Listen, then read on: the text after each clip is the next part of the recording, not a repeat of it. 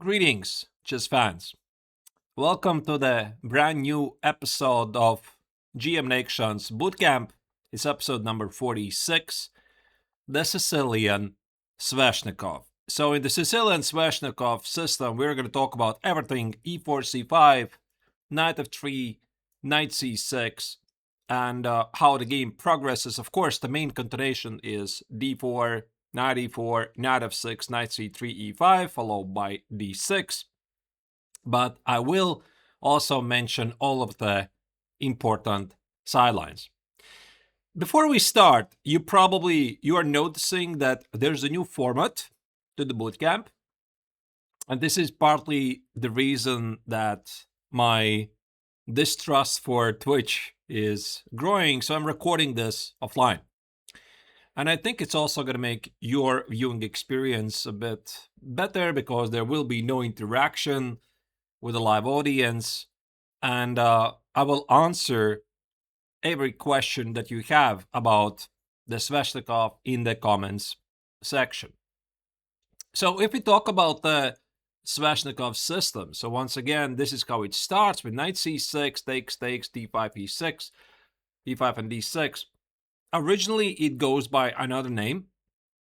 It was called the Lasker Pelican variation. And as it happens, the titles of variations get changed over the time because somebody else comes and brings something new to the table.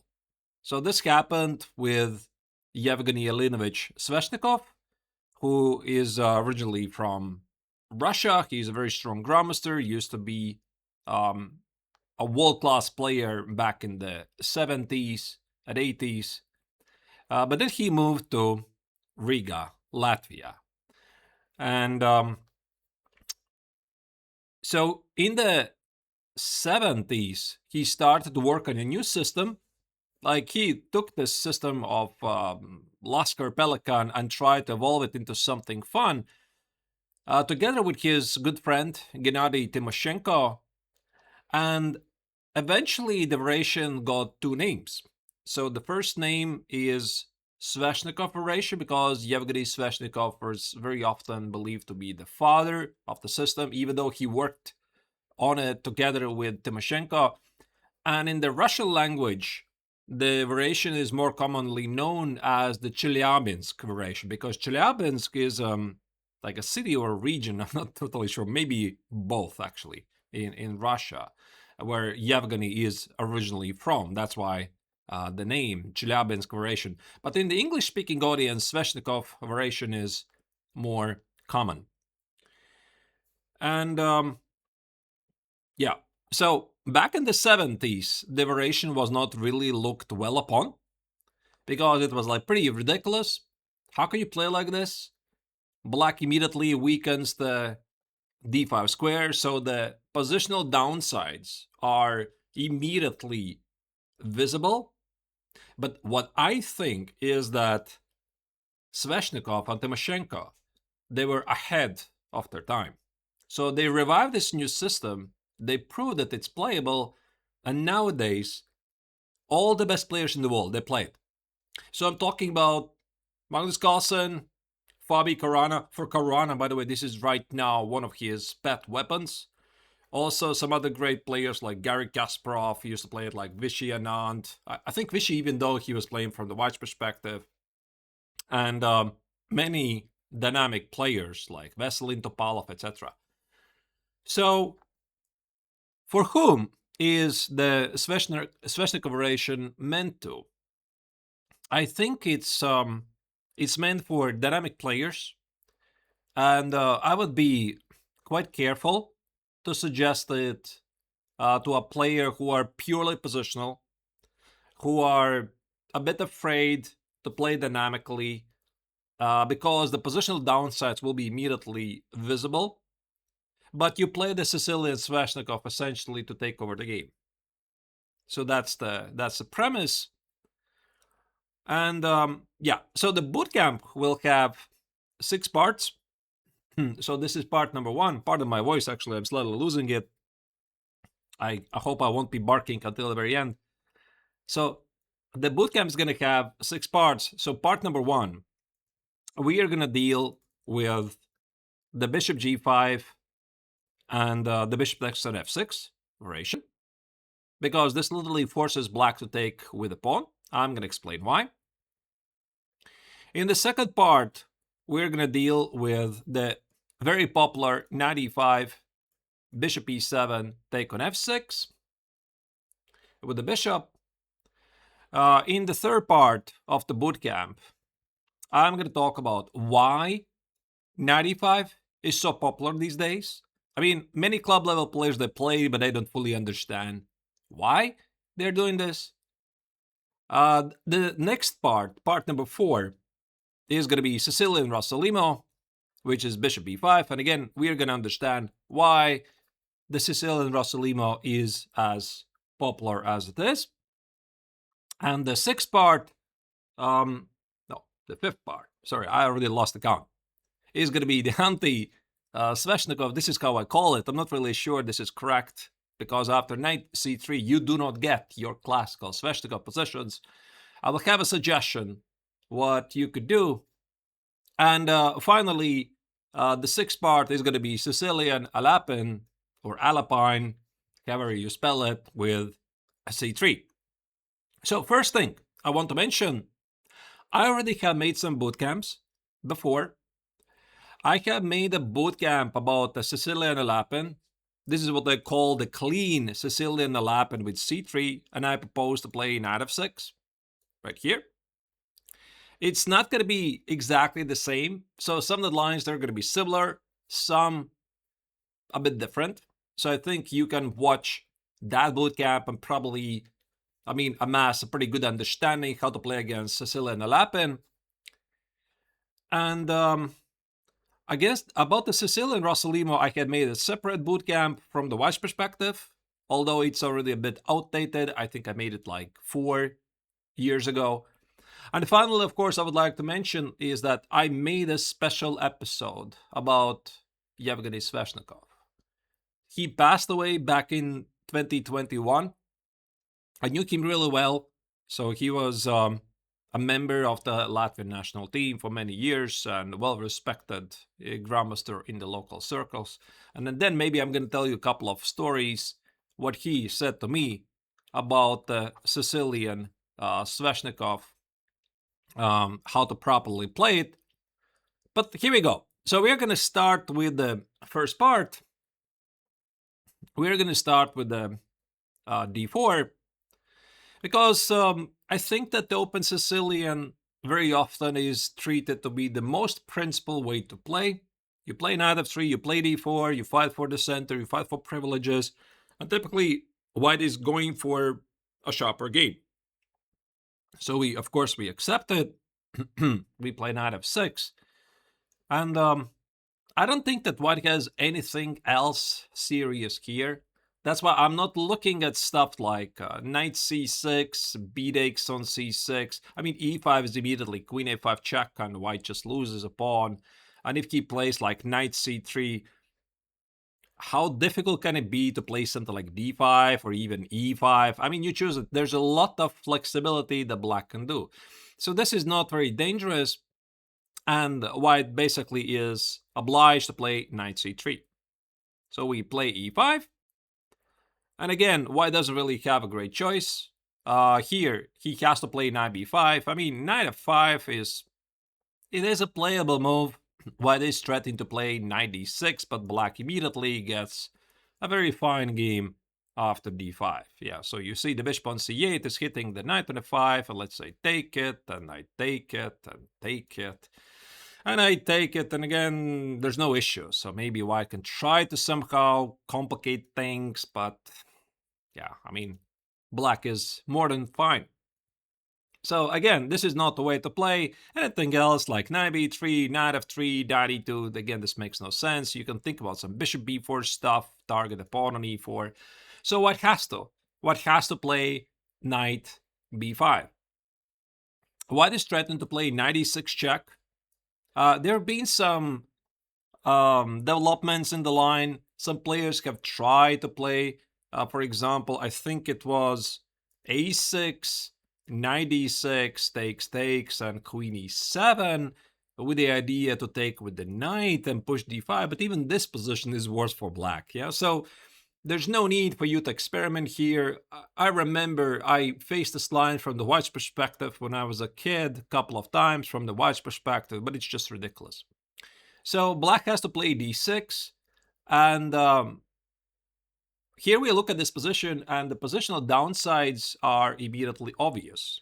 So the d5 square is weak, and white is about to play bishop g5, so it would seem, right? But what I'm saying is that the Sveshnikov variation was ahead of its time. They understood really well. I mean, I'm talking about Yevgeny Sveshnikov and Gennady Timoshenko, that the space advantage is very important, which, by the way, came only years later, like in 2000s, 2010s.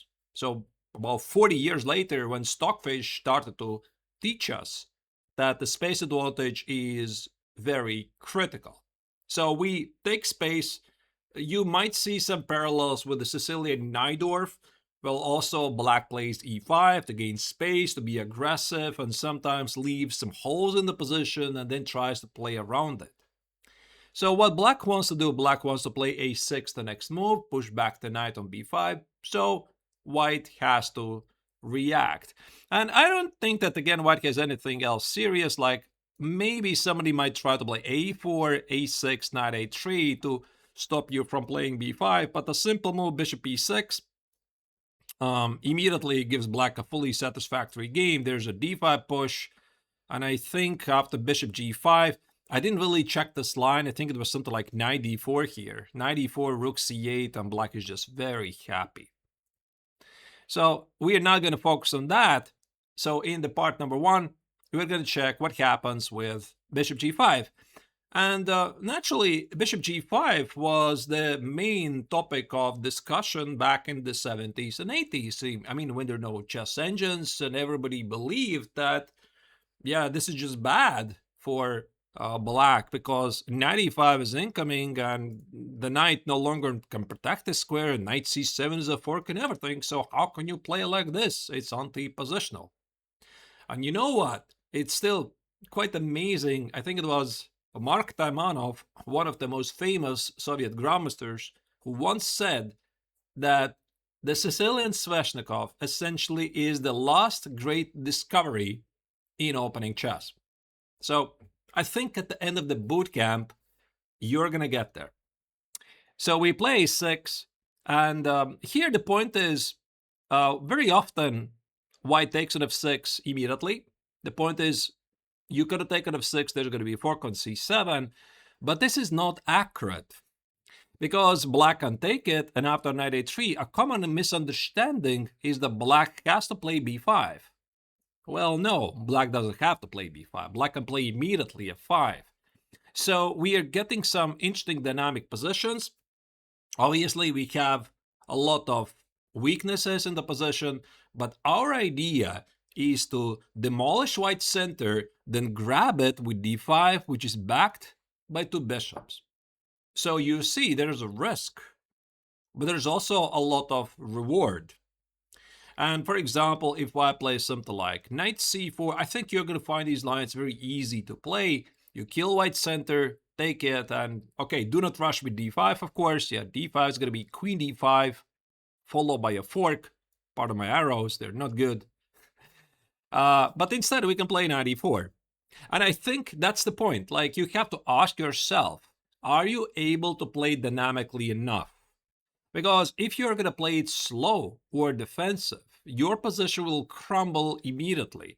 That's why I'm saying there's a disclaimer. If you want to play the Sveshnikov, the main lines, you have to be ready to play dynamic chess, which ultimately, I believe, is how chess should be played these days. That's what I'm usually teaching to my students and my audience. Play dynamically. This is how the best place in the world they're playing it. So here we play knight e4. d5 is incoming. There's some tactics, yeah, like here. We temporarily sacrifice a pawn. By the way, this is one of those lines where, again, we get 2 bishops, we have a free development, and the line ends like somewhere here. Yeah, I'm not going to go any further, so it's an open position. Sorry. It's an open position. Maybe white equalizes, but yeah, he's seriously risky. So bishop takes on f6 is not very accurate. White has to play knight a3. White wants to play knight c4. There are some sidelines where black allows white to play knight c4 and then pushes back the knight with b5, etc. But it's like a common understanding that b5 is a good inclusion because we stop the white knight from getting to c4, and also b4 is a threat. Now, in this line, of course, we're going to check bishop takes on f6 line. The other continuation is knight e5, which is going to be the next part number 2. So bishop takes on f6 is a very ambitious continuation, and yet at a very serious level, this move is closely starting to become extinct. Maybe these are strong words. So I do see some players, they're still playing it, but I think the common word is that black is getting a very good game. And basically this variation was very hard fought out in 2000s, 2005, etc. I remember many high-level tournaments, super elite tournaments. This was like the hot topic they were discussing, yeah. And with the help of Stockfish, it's setting everything in order that the black is doing really great. So again, like, you have to play dynamically. If you don't play dynamically and you start to be passive, you start to defend your weaknesses. White's going to put one knight on d5. The other, let's say, I'm going to play bishop g4, bishop f5, and you can just resign. That's what I'm saying. You cannot play the Sveshnikov and start look behind your shoulder. You have to play aggressively. So f5, we are fighting for the center. And our idea is we want to put the bishop on g7, play short castle, and kill white's center. So look at several continuations at white's disposal. For example, if white plays c3. Now, c3 is a very tricky move. White plays a gambit. White is hinting at bishop takes on b5, which is a very big motif of this variation, but typically c3 prepares an escape route for the white knight on c2, because on a3 doesn't do anything. So we cannot take the pawn. This is going to be a problem. Knight b5, and there's a very common maneuver in these positions. I'm going to talk about it a bit later. You have to be able to play rook a4, rook e4. Now you see, first the black pawn is on e4, and second the white queen on d1 already controls the a4 square, so this is very dangerous. Maybe just borderline losing. Yeah, so this is how the line progresses. White has a large advantage, black is not losing, but you don't want to go here. So that's why we are going to play bishop g7. Now bishop b5 is not a threat, so white has to respond with something. And let's say if white takes on f5, you take obviously with the bishop, white goes here, you castle short. White probably wants to trade the bishops and establish his dominance of the light squares. And the very common maneuver here is to retreat with the bishop back to e6. So you want to challenge the knight on d5 and play f5. This is like a very, very common maneuver of the Sveshnikov. If the knight on d5 leaves, you could even play d5, like push the d pawn forward. So white has to control the d5 square. You play f5, white goes here. And around here, I believe the game is not so much forced. Like, typically what you want to do is you want to fight for the center. Moves involve e4, knight e5. This also opens up your bishop on g7. You can try to smoke out the knight on d5 with knight e7. But I think you want also to make sure that your opponent does not establish the immortal knight on d5 against your bishop on g7. So as many pieces on the board, the better. So typically what you want to do is to have a bishop pair on the board. So that's why knight e7, bishop b3, of course, is not in your interest. So king h8, you just walk away from this diagonal just in case. Let's say white plays some aggressive move, queen h5. Of course, always keep an eye on the weakened h7 square, so you cannot play f4. e4 is very common move for black in this position, and it very often comes together with the idea to play b4. So you see, you open up this long diagonal. Sometimes you even give up the pawn, but grab the center. So for example, let me just show you a line. Maybe it's a flawed line. I didn't really check with an engine, but I just want to show the idea. So you play b4, you could give up the pawn, but you could get a position where you have a bishop pair, a very strong center, and white's pawn majority at the queen side, it does not matter. Then you play d4, d3, and just demolish your opponent. So white would have to go here, knight e7. Maybe there's some other moves like knight e5 as well. But you kill the knight, you put the bishop on e5, and by the way, also keep an eye on this common maneuver. Rook a7, rook g7, maybe you're thinking about a5, b4, and this leads to a very, very interesting game. Now, one thing I have noticed that typically the positional players who are purely positional, they're struggling against the Sveshnikov because it's very difficult to apply the normal rules. Let's say bishop d3 is also a move, bishop e6. So again, do not rush to take with e4. Your opponent wants to establish a very strong blockade of the light squares. Let's say you do this and you do this, so maybe you're already strategically lost. So white is controlling the d5, f5 square, and this is not why you play the Sveshnikov. So you have to be dynamic. You play bishop e6. The threat is to take on d5 and play knight e7 in some lines. So let's say white plays a castle. Obviously, white cannot take on e5. The knight on d5 is ganging. Knight c2. And here you typically have a choice. For example, choice number one is take on e4 and play rook c8. You want to play f5, e4, again, knight e5, etc., or maybe b4, same idea. Or the choice number two is to take on d5 and play knight e7, which is also very common. And now you're thinking about moves like e4, knight g6, maybe a5, b4. But of course, you need to watch out for the white knight to get on c6. Yeah, so here, this is what engine says, how black will play, and black has a very, very nice game. So of course, I mean, white has many continuations. White can play queen h5, and I think this line is not so difficult to learn because sometimes you have access to the move f4, but you never play f4 before white hits castle short. I think this is very easy to remember because white plays g3, and here you can just resign. Again, yeah, so white completely controls all the light squares. You cannot afford to play this passive. So queen h5, there are some standalone lines that you have to know. Short castle, and now the point is, if white now castle short, now you play f4. Also, another important maneuver that you have to remember, I've seen this mistake happen at all levels, even sometimes at the super GM level, that after takes f5, which feels like the common idea that you want to do, white has knight f4. So suddenly your pawn structure is ruined. I mean, here you see probably the position is playable, but yeah, you're losing a lot of dynamics, and you cannot play bishop d7 for maybe a simple reason like a checkmate.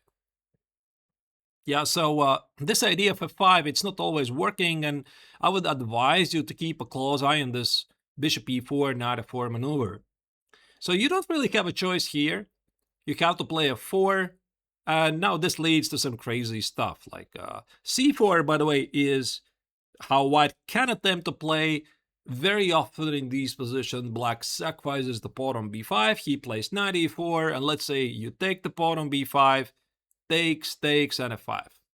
Like, let's say white is up 2 pawns, but you're just dominating the center. You can play e4, strong knight on d4, weird knight on a3, or even rook f6, rook h6, queen h4, and the attack is probably already killing. So maybe another interesting line here is that white can take on f5, you take on d5, white can play f6. So of course, do not blunder a checkmate on h7. But according to an engine, everything is good. e4, rook e8, and white has nothing. Actually, in the rising positions, white has to be pretty careful. Either rook e5 or knight e5, I think both moves are good.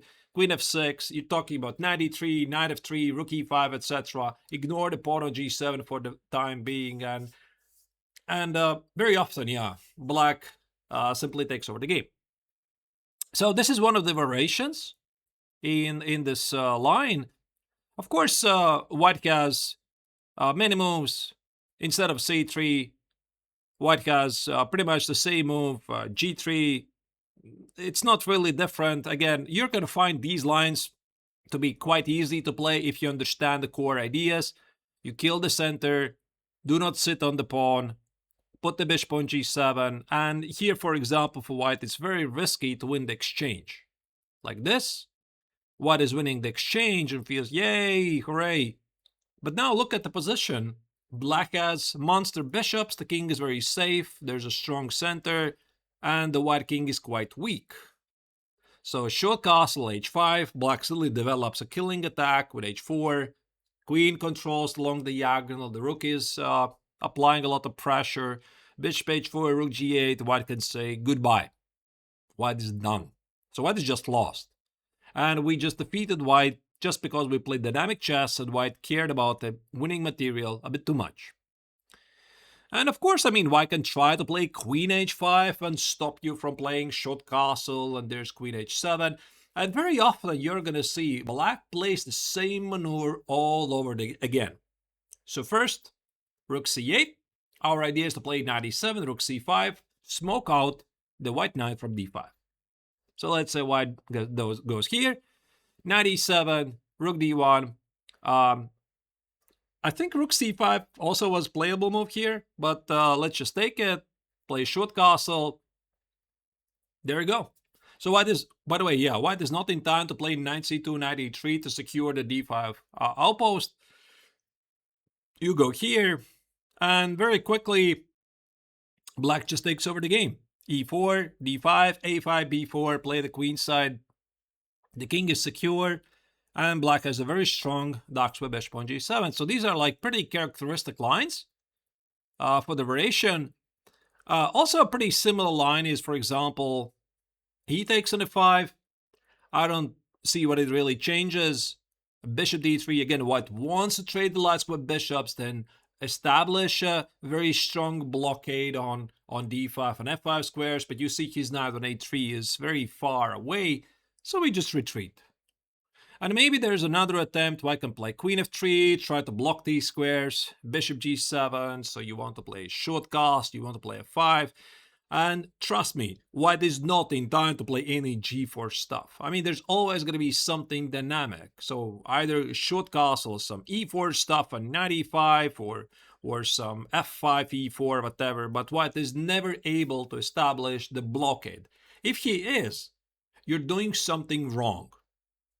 So here, for example, short castle, bishop f5, I am just attempting to establish the blockade, queen g5, yeah. Now what? I'm ripping apart the position. Let's say knight e3, white tries to hold on to the square, knight e7, g4. And again, like I love this maneuver. Check this out, b4. A very, very common pawn sacrifice. Give up the pawn, open up along the diagonal for the docks with bishop, d5, and white is already in big trouble. e4 is incoming. The king has no good squares to go. Bishop b2 is a big threat in the future, so white's in trouble. What else is here? Yeah, of course, there's this bishop takes on b5 gambit, which used to be a very serious theory many years ago. But with the development of Stockfish, I think everything is pretty clear in this line. I have seen some grandmasters from time to time to play this, maybe more at accelerated time control games, where white is hoping that in the limited time that you have, black is not going to figure out the correct defense, but according to Stockfish, black is perfectly fine after rook a4. I think there's some other moves as well, like rook a5, but rook a4 is the simplest move, so you are dealing with the knight c7 fork. You're walking away, you threaten to play rook e4, and you want to play next bishop e7, king f8. So white doesn't really have a lot of time. So typically, white does give a check on c7. And after king d7, play should castle. This is the main line. And again, here black has a couple of continuations. There's rook g8 here. I think even queen h4 was... No, queen h4 maybe not here. Yeah, queen h4 was a move later. Rook e4 is the main move. Again, it looks really sharp, really crazy. Queen h5. And again, here black has a couple of moves like queen h4, bishop e7, which according to an engine leads to a draw. Or the more popular knight e4, which I like a bit more. King c6, king b7, the black king escapes. And again, we have some semi-forced lines where c3, knight e2 check, king c6. White has to play basically like an engine. Play g3, try to imprison the rook and also stop some queen h4, rook h4 stuff. By the way, I think the threat is... not here. But in some lines, there's a threat of queen h4, queen h2. Yeah, so queen h4 sacrifice, offer queen trade, queen h2 sacrifice the queen, and rook h4 checkmate on the board. And after g3, king b7, rook c4, somehow it... Yeah, rook e1 I think already was a mistake, but somehow it always ends up with an equal position. Don't ask me how. Yeah, and that's why here, sometimes white is trying to play... after rook a4, white's trying to play b4, which is... maybe a crazy move by the looks, but the point is rook b4, white gives a check. Now you, after this rook e4, queen h5, now you're going to play knight e4. That's basically the difference, yeah? So if you play knight e4, c3, and you play the same idea, you see white no longer has the b pawn on b2. And after rook b1, black is just getting checkmated. And if you understand this difference, it's not so difficult to work it out. So instead of this, you play the other move, queen h4, you offer a queen trade, and this leads to some carousel or something. Yeah, there's knight b6, checkmate in one, but I would say also for white, this line is very risky. White has to play with a lot of imagination, black has to play a bit with cold-blooded defense, and you're armed with a belief that Stockfish fully supports you, and white in the end somehow escapes with a perpetual check. So if you're doing everything correctly and white is doing everything correctly, then it's going to be a draw. But of course, I think also white along the way can lose his way and just get lost in the complications. So bishop takes on b5 is there. I saw just some recent high-level chess games, but again, they're mainly accelerated time control games where the opponent is testing the knowledge, the memory, and if black knows everything, black is just perfectly fine. White could try to play c4, but the point is black doesn't have to react to the c4 at all. You don't have to take. You don't have to play b4. Remember, you play the Sveshnikov, and this means you play to take over the game. So you sacrifice a pawn. I think this concept, again, is pretty important to understand. You play bishop g7, c takes on b5, and just play knight e4. Give up 2 pawns, but you have a massive control of the center. Let's say b takes, show castle. I love this line because it just showcases every single good thing there is about Sicilian Sveshnikov. So we have a massive lead in development. We disrupt the center, play bishop a6, and now you see the white king is completely stuck in the center. We reject trades. White already has to run away. There comes c4. Another common move of the Sveshnikov. Boom, rook takes on a3. And white ends up simply losing the rook on a1. Because if he tries to protect it, bishop a6, bishop c3, that's it. Or queen a5, bishop c3. I mean, white is just completely busted.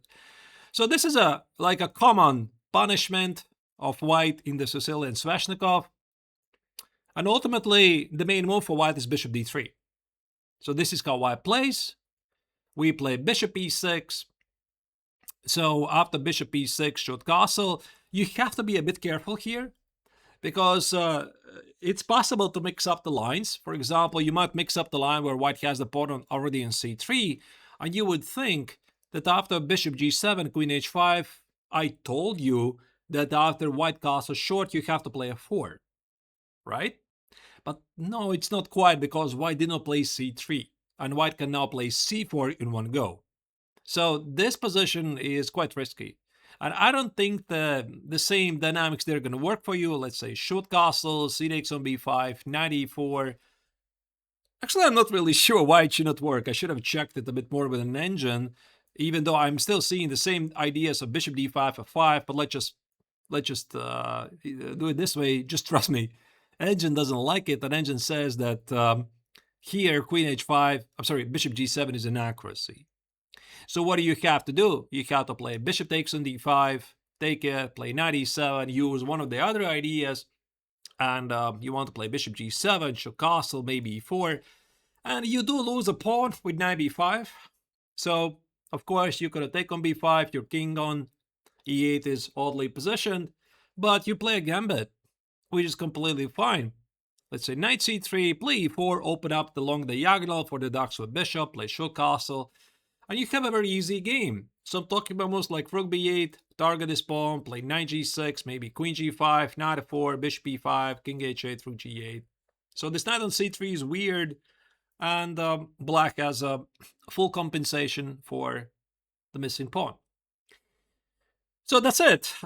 Maybe to summarize what we learned in this line, as you can see, black's approach is always the same. Basically, kill the pawn on e4, play bishop g7, show castle, put the bishop on e6, never basically trade the last with bishops, play f5, e4, sometimes sacrifice the pawn on b4, and the best part is you can ignore the knight on d5 and play around it. So black's reputation in this line is a very good one, and white has excellent chances to lose control of the game. All right. Now we are going to move on to the next part. And the next part is going to be knight e5. So it's still the main line. We're still pursuing the open Sicilian. Knight f6, knight c3, e5. Yeah, by the way, I don't think I have to mention what happens after knight c6. You can play either d takes or b takes, perfectly happy. Bishop c4, bishop c5, etc. d6. So black just gets a very easy game, so I'm not looking at silly continuations. So knight b5, d6, bishop g5, a6. In the first part, we talked about bishop takes at f6, everything, so b5. But here we are going to check knight e5. This is like the most played continuation in the position. White wants to be positional. White wants to play bishop takes at f6, and also, depending on the situation, play either c3 or c4 to bring the knight on a3 in the game. So black very often plays bishop e7. There's a running joke. Sometimes if the players are not interested to play, let's say two GMs play in an open tournament, they're good friends, and they want to make a face like there was a game, then they play queen a5 check. Walk away from the pin, threaten to take the pawn, and after bishop d2, queen d8, bishop g5, queen a5, threat on repetition, agree to a draw. But this is not the solution because the line is very risky for black. White has two continuations. White can play either c4 and followed by bishop d3. And yeah, these positions, I looked at them. They're very dangerous. Or the other continuation instead of c4 is bishop d3, maybe more positional. We reach some Najdorf-like positions. c4, black has to sacrifice the pawn. Bishop g7 takes, and bishop c4, and I think this compensation is really questionable. So queen a5 is like, keep this continuation against a good friend who you know who is going to accept the draw, but normally this is not how you play the Sveshnikov. So bishop e7 is the way to play. You're threatening to kill the pawn, either on e4 or d5, probably knight e5. White has to react. White normally takes on f6 to establish his dominance of the light squares. If he decides to kill the bishop, you take with the knight, and the pawn on d4 is immediately targeted. So white cannot really fight for advantage here. White can take on f6, ruin your pawn structure, but the thing is, you can play either d5, or f5, or bishop b7, maybe even bishop e6, and then push those central pawns. The white knight on a3 is just out of the game, so black has no problems here. So that's why white takes on f6, takes on f6, and here white has two major continuations. So white has a very nice knight on d5, but the knight on a3 is out of the game, so he needs to bring this in the game. So white can play either c3 or c4. And in my career, from the white's perspective, I have played both. So I used to play this line from the white's perspective a lot. And I gotta confess, like, I never felt very secure that even at the GM level that I'm having any advantage. So we're gonna start with a move c3. So white wants to play positionally. And I'm going to recommend bishop g5. So your idea is keep the bishop advantage. You want to play shook castle. You want to play g6 f5 and maybe put the bishop on e6, knight e7. So you're going to see these lines are super easy very often. Like in 90-95%, you're going to get exactly the same line, same maneuvers. And in those odd 5%, your opponent is going to come up with something. And after bishop g5, yeah, maybe there's short mention, short castle, knight c2, rook b8 is some new trend. I don't think you really need to follow it too much, but the point is black stops a4 because of the pawn on b2 being under attack. And then, only then, black plays bishop g5, etc. So these are move orders, these are nuances, but essentially the core idea remains the same. So we're going to play bishop g5. White typically plays knight c2. White could try to play some gambit with h4. I mean, it's not really a gambit. Bishop h4, white takes, and there's a fork. Yeah, so we cannot do that. We have to retreat. And white might have access to g4. Do not forget this maneuver. And you have to be ready to play bishop f4. If you're thinking to play g6, you should not be playing the Sveshnikov.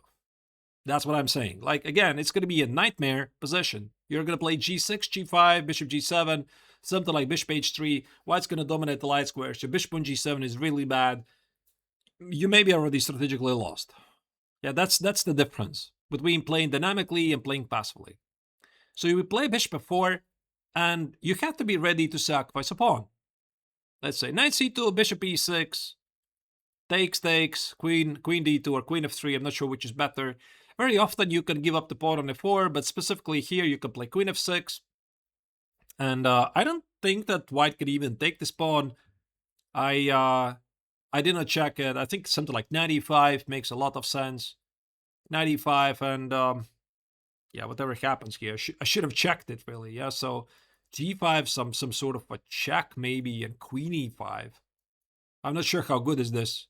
Followed by h6. You do have very nice placement of the pieces in the center. So I did not check every single line, but the pawn on d6 is, I mean, maybe actually you can just take on g4. Yeah, maybe this is just good. Just take on g4. Why play a gambit? But knight e5 also looks pretty reasonable. So this line is not dangerous. And if I play something else like knight c2, I think this was Engine's recommendation. You play short castle. And here's this gambit once again. Check this out. So g4, you play bishop f4, white plays queen f3, white threatens to win a pawn, and you're like, fine, you got it. Play bishop e6. You sacrifice the pawn. White collects the pawn, plays queen f4. Now you play rook b8, and the question is where white is planning to put the king. Short castle is not safe. Long castle is not safe. And you're about to play b4, open up the position. So the pawn on d6 can be sacrificed. Do not start to protect the pawn on d6 at all costs. I mean, if you can defend it with move like knight d5, but you're playing for dynamics. So maybe bishop e2, b4, b3, rook b3, and white is worse. Just like that. So we're not caring about the pawn on e6 or the pawn on d6. We're thinking about the larger picture, which is the white king is weak. Let's go back a bit. Maybe some a4 is a move. This a4 is a very common maneuver for white in the Sicilian Sveshnikov. But we just take it. We play a5. Very, very common maneuver for these positions. Very often black plays the same maneuvers. Rook b8, target the pawn on b3. Let's say here. White wants to play knight f5, takes, knight e7. Okay, here you do not get the bishop pair anymore, but the black has a fully satisfactory game because the white pawn on h4 is a target, and you have enough counterplay. All right, let me see what else I'm showing here. Yeah, h4. We talked about h4. Maybe knight c2. We play rook b8.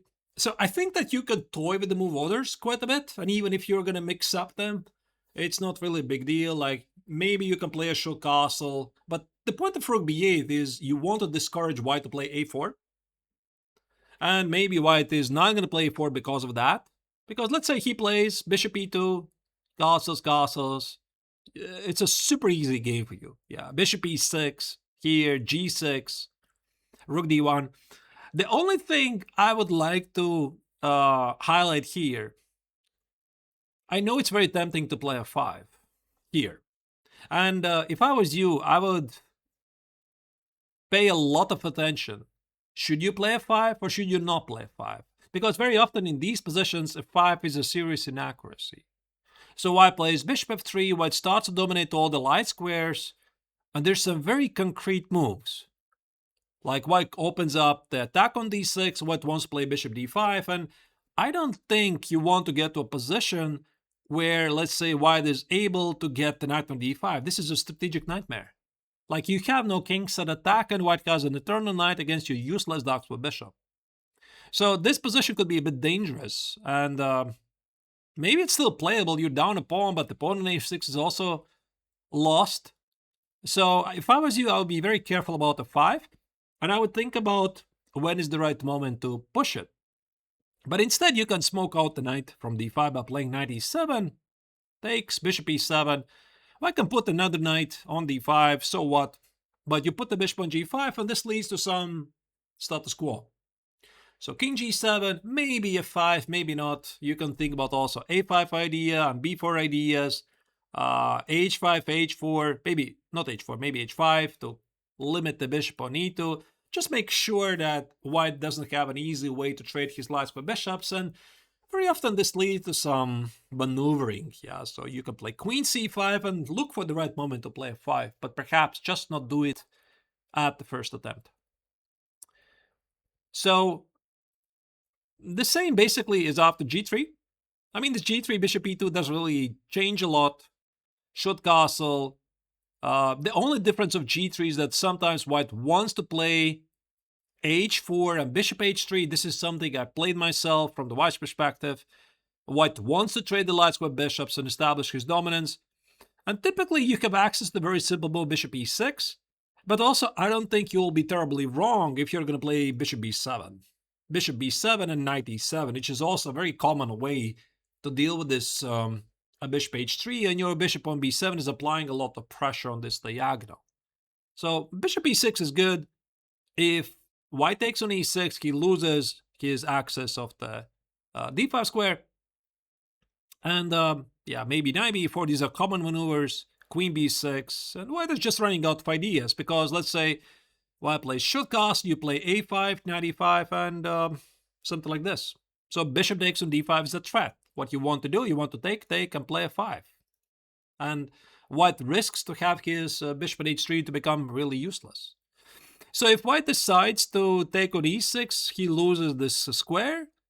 And again, a4, rook b7, rook f7, apply pressure at the file. Black is perfectly fine. Perfectly fine here. So h4 doesn't give white anything.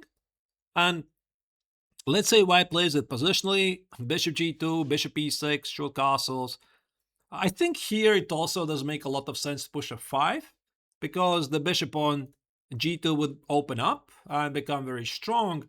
And by the way, one more thing I should mention. When it comes to the f5 push, you want to ask yourself, do you want to play f5 immediately? Or do you want to play g6 f5? Because, Okay, here, of course, you don't want to do that. Like I already said, it opens up the bishop. But you also give up the e4 square. And again, let's say white trades the bishops and puts the knight on e4, you can just resign, basically. White has a very nice blockade on the light squares, and your Daxwa bishop is doing nothing. And that's why very often black plays g6 first, so that after f5 he can take on f5 with a pawn and control the e4 square. But I guess it really depends. And we're going to go further. I'm going to show you some examples so that you can understand it a bit better. a5 is a common move for the position. It's a good one. Like, you control the b4 square. Against knight b4, you're also thinking about some b4 stuff because your rook is on b8. Let's say white plays queen d3. We smoke out the knight. Here, takes. White has to keep the control of the d5 square. And g6 and king g7. Basically, again, the same. We play some mind games. Maybe queen c8, queen c5, rook d8. Something at the queen side. And again, just be careful about this f5 push. Maybe this is not the right moment to play it, because white's going to take it and play f4. So you have to be careful.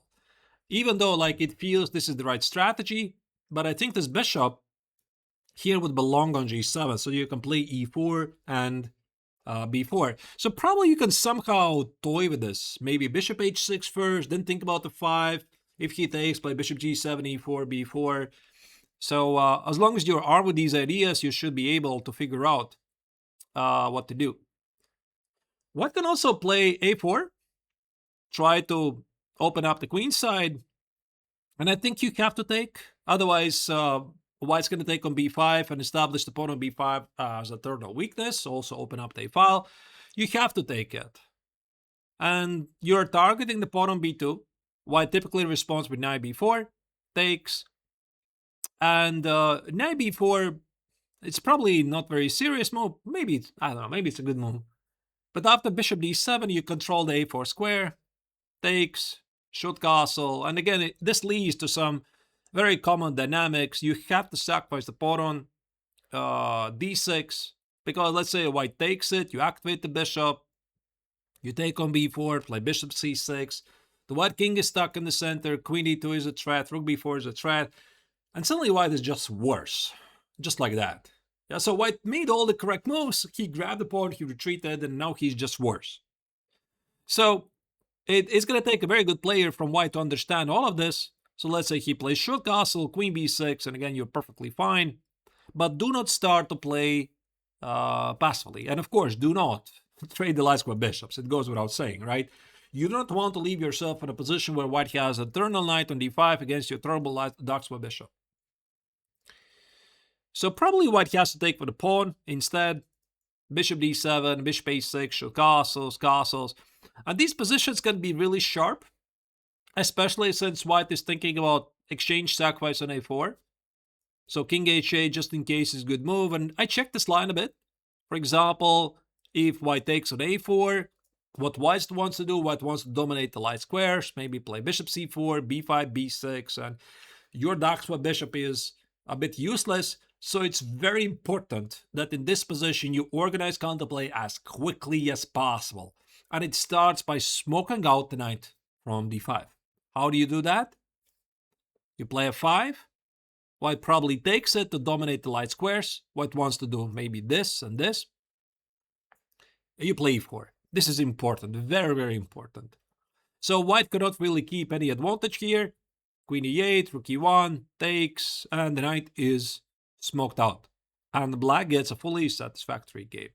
This is pretty hard, but if you are familiar with the idea, you're going to figure it out. Yeah, maybe white can play it positionally. And here, this is the moment where playing g6 probably a bit slow. You have to play f5 immediately. Every tempo is important. And it goes to something like this. After b5, white wants to win the pawn on a4. And this is one of the lines where white ends up having a good knight against sort of the bad bishop. Like, it's tiny worse, but for white, it's objectively not enough to win the game. So this is one of those lines where white is pushing a bit, but black should be able to make a draw without too much effort. So let's go back a bit though and see what else we missed. I think I I mentioned every single line here after c3.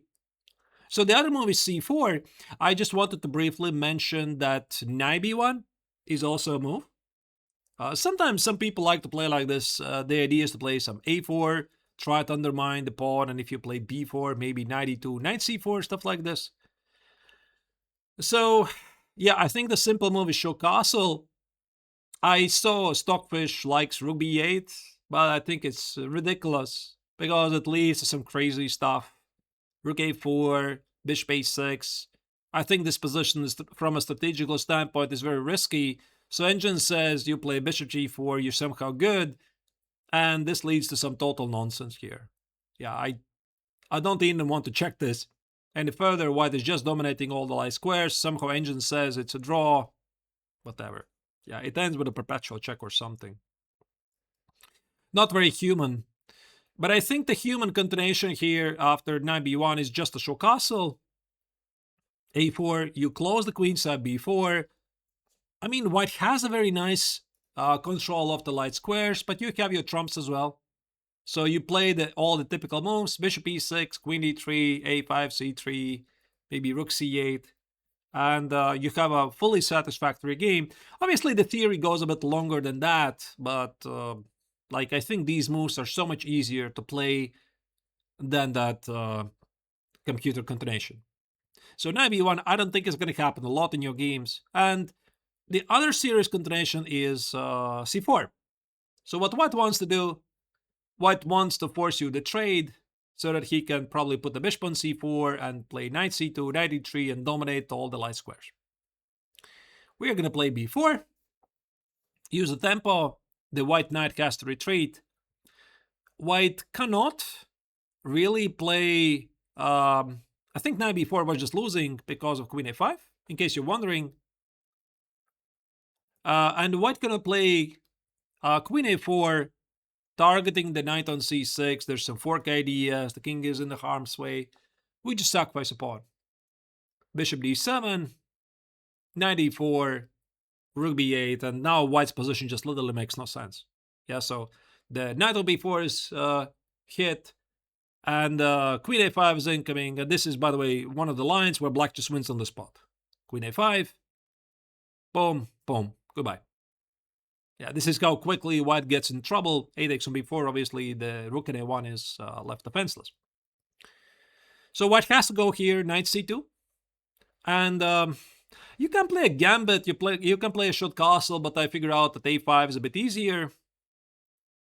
And after a5, our idea is basically the same. We want to play short castle, want to play bishop g5, we want to play bishop e6, and the knight on c6 quite often is rerouted to the beautiful c5 square.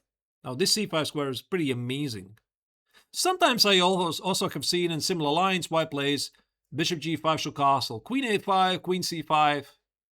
So the queen stands pretty great on c5. Probably it's also fine. But like, okay, I'm gonna go with a5. Let's say white plays something positional, g3, short castle. And again, we can look at h4. h4, try to stop the bishop from getting to g5, so the bishop h3 is there.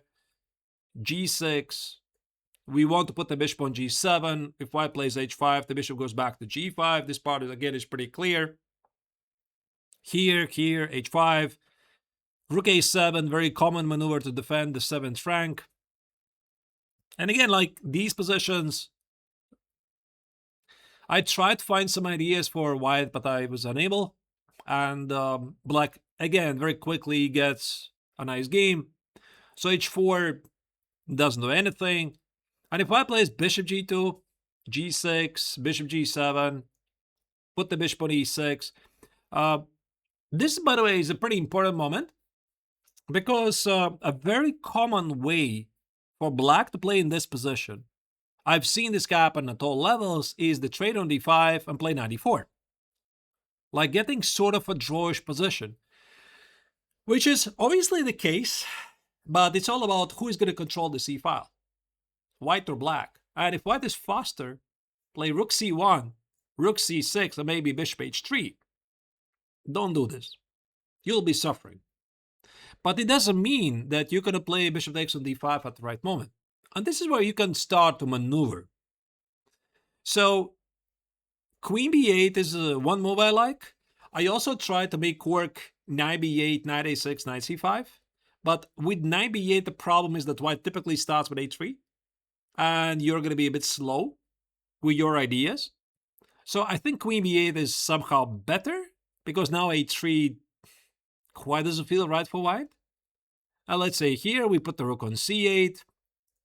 White tries to make some advances. And when the circumstances are right, now you take on d5, because now c takes on d5, you'll play knight e4, and your rook controls the c file. You see?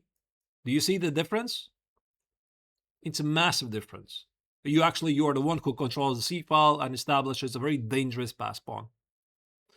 So maybe white can take with a queen, and here the common maneuver is to ignore the pawn, play queen b6, so queen d6 probably just drops the queen or something with rook d8, which is probably not preferable for white.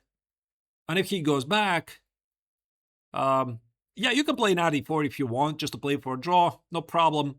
But I would want to be a bit ambitious, play rook d8, maybe put the bishop on h6 and start rearranging the knight. Knight b8, knight a6, knight c5, and think about a4 push. And I think here white already needs to be a bit careful himself, because let's say after some knight e3, you could kill the knight, you could play knight a6, knight c5, and now it's white who is left with a useless Laskva bishop against your immortal knight on c5. So what does he even have? Maybe queen f3. This is a tricky move, so you have to pay a bit attention to some details. Queen f3 is a bit standalone consideration. The point is now bishop g5 is a mistake, so white wants to ruin your pawn structure. h4 here and g4. You could mix up the line, because in a very similar line you did sacrifice the pawn, but now you're down at tempo. Quite a big difference. And the queen side is closed. White's going to play a long castle. You have no attack, and white is just better. So make sure you do not mix this up. And the best way not to mix it up, ask yourself, can I open up the queen side very quickly? And here, I don't think you can do that. So you cannot really play bishop g5 here. Knight f6 is a threat. I checked the line in an engine. I didn't like where it goes. So bishop e7, I think, is decent. Rook d1, the only standalone idea. Otherwise, you just play your normal stuff. Bishop e7, should castle, and maybe eventually still play bishop g5. Eventually, why not? So white has to do this and play c5. That's the only idea I think white realistically can do here, because bishop d3, this does not look like white's doing anything special. And again, I think you're going to be the one who will simply take over the game with knight b8, knight a6, knight c5. Or maybe actually if you want queen b8, queen a7, queen c5. The queen also stands particularly well on the c5 square. So yeah, after c5, there's been some games in the database. You can sacrifice the queen. Knight f6, takes, and we have rook, bishop, and a pawn for the queen, which is completely fine. It's a material balance, and it leads to this. Yeah.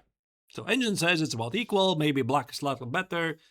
Some players are willing to test it out, even at the highest level. I think I saw some games by Fabi, Caruana. But ultimately, black is just fine. So let's summarize a bit what we learned from this part. As you can see, white does establish the control of the d5 square, but black's bishop pair is just enough to fully compensate it. You're always playing common moves like bishop g5, should castle, bishop e6, sometimes rook b8. For the f5, you typically need g6. But be careful about f5 push. This is the common idea that you want to do, but sometimes playing it outright immediately is not the best idea. Also, very often you can play for a longer time around the knight on d5. It stands pretty, but it's not alone the only deciding factor of the position. All right. So far, I think we have some pretty good progress. Let's move on. So what else do we have? We have more theory to check. And we are going to start with the knight e5. Now, if you have been carefully watching this theory so far, do you understand why in 2018 World Championship match, Magnus Carlsen against Fabiano Caruana, why knight d5 suddenly became the top continuation of the match? Because white has literally nothing else. I mean, the theory proves that after bishop g5, a6, either you take with f6 or either knight a3, b5, knight e5, what we just discussed, black is perfectly fine. So white has no ideas at the highest level how to make something out of this. And that's why, of course, it's understandable that Fabi tried to find some new ideas. So 95, I remember this continuation, I was taught it first in my childhood. And this was always like a sideline. Yeah, you can play 95, force the fork on c7, forced black to take on d5, and it's about equal. But theory always moves on. And this has been a massive theoretical discussion in the past years. But let me put it this way. I think this line is very dangerous for white. So you really have to know what you're doing. Because ultimately, what white is going to do, white's going to play at the queen side, play a4, a5, c4, c5, whatever. White's going to play at the queen side for pawns.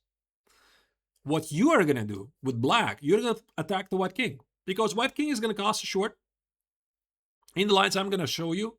And you're going to find that the black's game is just easier. So I think in some accelerated time control games, this is the super easy line for black. Everything just storms at the white king, and white is the one who has to figure out the nuances. In classical chess, it's going to take a very good player. I'm talking about like a Tattle player who has to figure out that black's threats, black's amassing pawns, they're not dangerous, and that according to an engine, he has slightly better chances at the queen side. But I don't think this is how humans function. So anyway, so we have two main continuations. Knight b8 by far is the main continuation. Knight e7 is a pretty interesting alternative. So pretty much the idea is black wants to put the knight on g6, and what black says is that since we are going for this kingside attack anyway, why don't I put the knight on g6 immediately? Why do I need to go the long way, like knight b8, knight e7, and f5 and knight f6 if I can put the knight on g6 immediately? Which kind of makes sense, but there's some standalone lines, like for example, a4, a6, knight c3. This is a recent game by Niels Grandelius against Richard Rappert. g3, h4, so white immediately tries to undermine the knight. Knight goes to h8. And it's just something like this. Yeah, so it feels like some Sicilian Najdorf position. So white is definitely dominating the queen side. Black is pretty active at the king side. And here, Niels Grandelius with the white color tried to play king d1, whatever. And it just led to some strategic mess. Yeah, but I think that black is completely fine. Or another game from the World Championship match in 2018, where Caruana played c4, knight g6, queen a4. This is the big idea. Bishop d7, queen b4, target the pawn. Again, you do not want to give up the last bishop on b5 because this is going to cost you all the dynamics. And remember, you're not playing the Sveshnikov to equalize. If you want to equalize, play e4, e5, play the character. You play Sveshnikov to get something sharper, play dynamic chess. So here, Magnus play bishop f5. Queen b8 is also a move. But I think here, white is slightly better. The knight on g6 is a bit awkward, so black needs to figure out what to do with it. Probably it's perfectly playable. Or, in the game, this is how the game progressed. So Fabi was not interested for a draw. This was game 12 of the World Championship match. And what ended here is that Magnus found this nice resource, knight f8, knight e7, and got a beautiful game. Yeah, so black is very active. It was a sharp game. and around here, it finished in a draw. I think it was here. And then they went to the tiebreaks, and you already know the history. Magnus dominated the tiebreaks. By the way, what makes it really funny is that after this match, Caruana became a big practitioner of the Sicilian Sveshnikov himself. So I would say right now he's one of the world's leading experts in the Sicilian Sveshnikov. After he faced it in the World Championship match from the White's perspective against Carlsen. Anyway, so we're going to focus on 9b8. I know that there's this common belief that, oh my goodness, there's so much theory here, etc., etc., etc. But I think you're going to find that Black's plans are very easy to be carried out. So let's say White has like million moves. White A4, B4, C4. I think all the pawn moves are here, here, etc. Bishop E2, Bishop D2, Bishop E3, Bishop D3, etc. I think that there's a understanding that White's bishops best stand here and not here on the third rank. Because if they stand in the third rank, very often they're targets for some tempo attacks. If I'll have a chance, I'll show you. So let's say White plays C4, which is the old theory. We play Bishop E7, and there's this standalone idea to play C5. Yeah, it's a cool idea. D takes on C5, D6, Knight C7, etc. But I think the word is that Black is here perfectly fine. Force the knight to take on D6.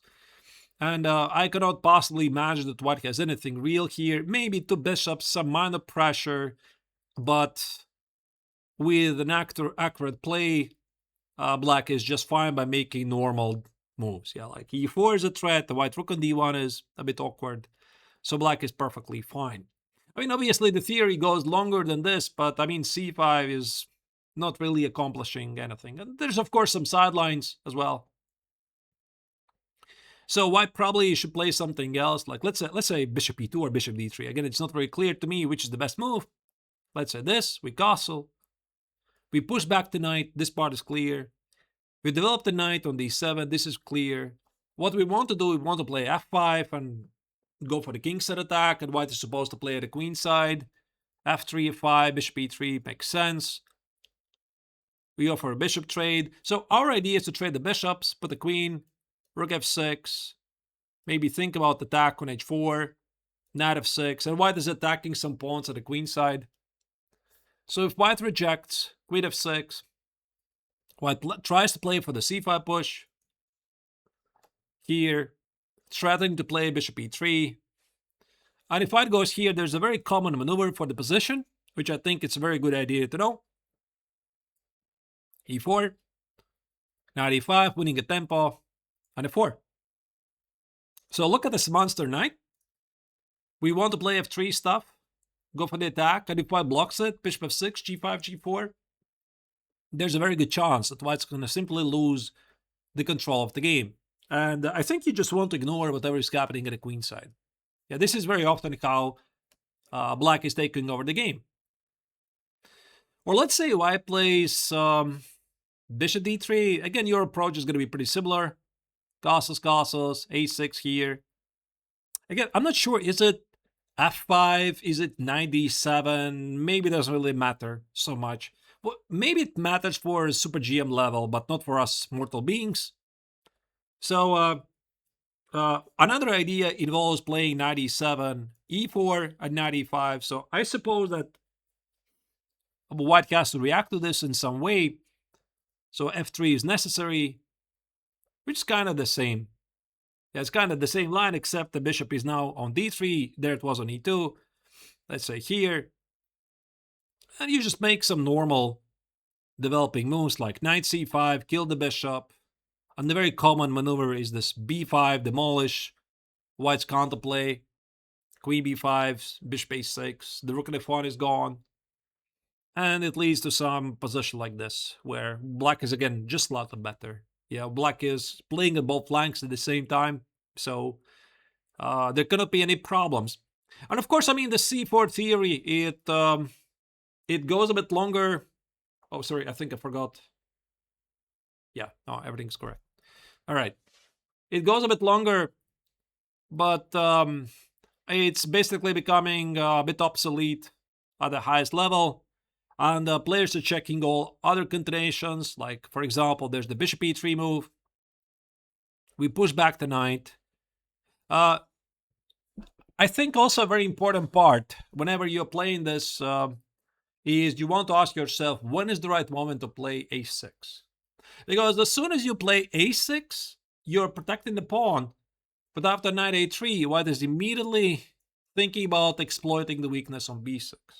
So you have to be careful about it. And if you play b5, I play c4, and white facilitates this queenside attack. So be careful. Still, I mean, knight e7, you protect weakness. Here, knight c4, castles. This is one of the lines how white could try to play for some domination.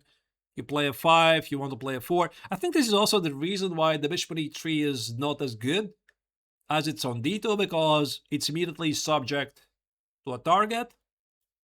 So if white plays a 4, this is already a mistake. You can take it and play knight f6, knight e4, and white cannot meet it. Bishop d3 is knight e5. The pawn is gone, and you're just taking over the game. So white can very quickly get in trouble. And if he plays f3, sometimes there's a check like on h4 to provoke some weaknesses, like g3, and then white's king is going to feel a bit awkward casting short. Engine here says b6. Yeah, try to slow down white's advancement to the queen side, rook b8, and this maneuver, f4, rook f6, rook h6, bishop h4. So you would switch on an engine in these positions, it's going to tell you, let's say, I already don't remember what it said here, but white is tiny better. Who cares? Like, you are the one who is attacking, right? And maybe Stockfish is going to say, chill, everything is good. Just focus on the pawn on a6.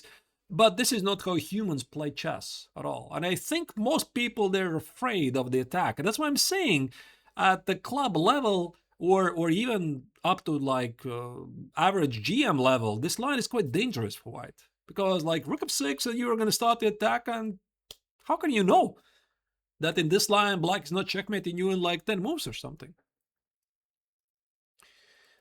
So there's also the queen of 3, which is a bit standalone idea. So if you're playing this, again, you want to make sure that you get the king to the show castle, you don't miss any adventures. The point is queen c3, knight c7. That's the big idea. And you can play bishop e7. There's this line. Yeah, bishop e7, queen c3, knight a6. You're not going to be terribly wrong. But I think that a6 is just good. I found no drawbacks for the line. And after queen a3, that's another trick. White pins your rook at a8. White plays this. So some silly line. The point is, if you take it, that's a big mistake. King f8 walks under a discovered check. Like king f8, that's a discovered check, and you're in big trouble. But king d7 is a fork. Like you're being forked, the queen, the bishop, and the rook, and you're just losing on the spot. So you cannot do that. But you can play f6, which is just good. White goes back, you go short castle, white plays bishop b4. That's the big idea of this bishop b4. White wants to apply some pressure against the pawn on d6.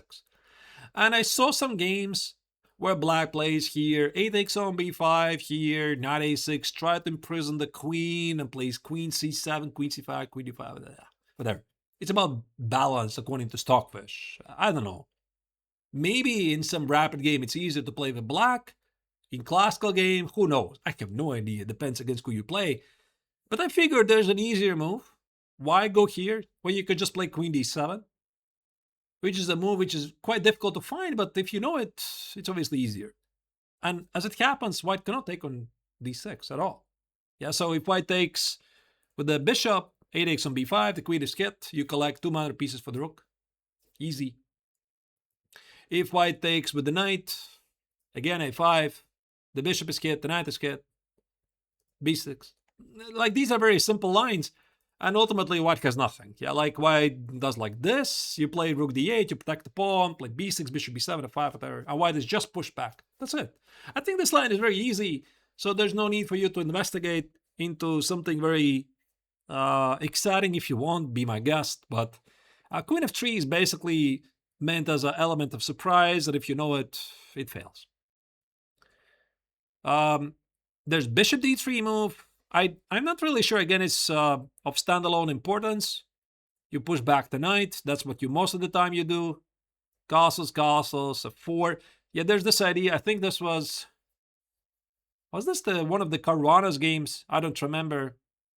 White can suddenly decide to play at the king side, but you play f5. And white, I don't think, can take on e5 because your pawns are looking so much stronger than his. The pawn should be on c4. So the pawn on d5 doesn't have any support. And e5 plays something like this. And this. Probably at the right moment, you just take on f4. So there's a queen b6 check. Knight e5 is incoming. And I didn't check this line any further, but I think this makes sense. Takes, queen b6, f4. Goodbye. White is just lost. Yeah. So again, like this bishop d3, it bishop e3, these are moves, but they're not very dangerous. So that's why, I mean, white does play this bishop e2 and bishop d2, but ultimately your approach is almost always the same. And let's say white plays a4, the main move. I think this is very, very modern. White wants to play a5, and if you commit to a6, white wants to play knight a3, knight c4, and 5 for the weakened b6 square. We understand that. So we don't give this to the opponent. And now white typically chooses between one of the quiet moves. Is it either bishop e2 or bishop d2, because these bishops best operate from a distance. So after bishop e7, let's say white plays a5. This, by the way, involves a trick. You have to be a bit careful. So, I mean, that's what I'm saying. Do not rush. If you play shook castle, you're in trouble. This is one of the tricks of the opening. Do not miss it. So the pawn is under attack. If you're protected, there's bishop b6. Oops. Yeah, so make sure that you're not falling for this. Many players have done it. Automatic shook castle. But it's a mistake. So a6. Now, because of the pawn on a5, white could play knight a3. The pawn is simply under attack by the queen. So it's knight a3, shook castle, let's say bishop e2, and I don't know. Like, I don't know which is the right move. I'm not such a big expert of the Sveshnikov. Is it f5, knight e7, and this b6? And I looked at some of these lines with a 4 and bishop f5 and go for the rook f5, rook h5, whatever. By the way, this b6 is very interesting. Can't play at the queen side. Do you really need it? It remains to be seen. Or the other move I was looking at is bishop f5. Just go for a simple positional play like knight e7, rook c8. If you need to retreat a bishop, play f5. But the point of bishop f5 is that maybe, you know, white has some standalone ideas of h4. Yeah, this is like a common idea from the advanced Caro-Kann, meaning you play knight e7, there's going to be g4, your bishop is trapped. Yeah, so you would have to go here, there's g4, here, and yeah, whatever is this. I don't think that this position is so obvious for white, because his king is also stuck in the center for a very long time. So white is playing with a great imagination here. Like open up the queen side. Sometimes there's stuff like rook a4 and rook h4, whatever. Here specifically there's bishop h5, and the line goes actually longer than this. But ultimately black is completely fine. I think it was something like queen e8, takes, knight c5, e7, rook f4, whatever. Yeah. So I think already it's going to take a super GM to get this far. But according to an engine, black is always perfectly fine. So that's what I'm saying. I'm not fully sure, is it f5 or is it bishop f5, knight e7, but I'm pretty sure you can improvise, and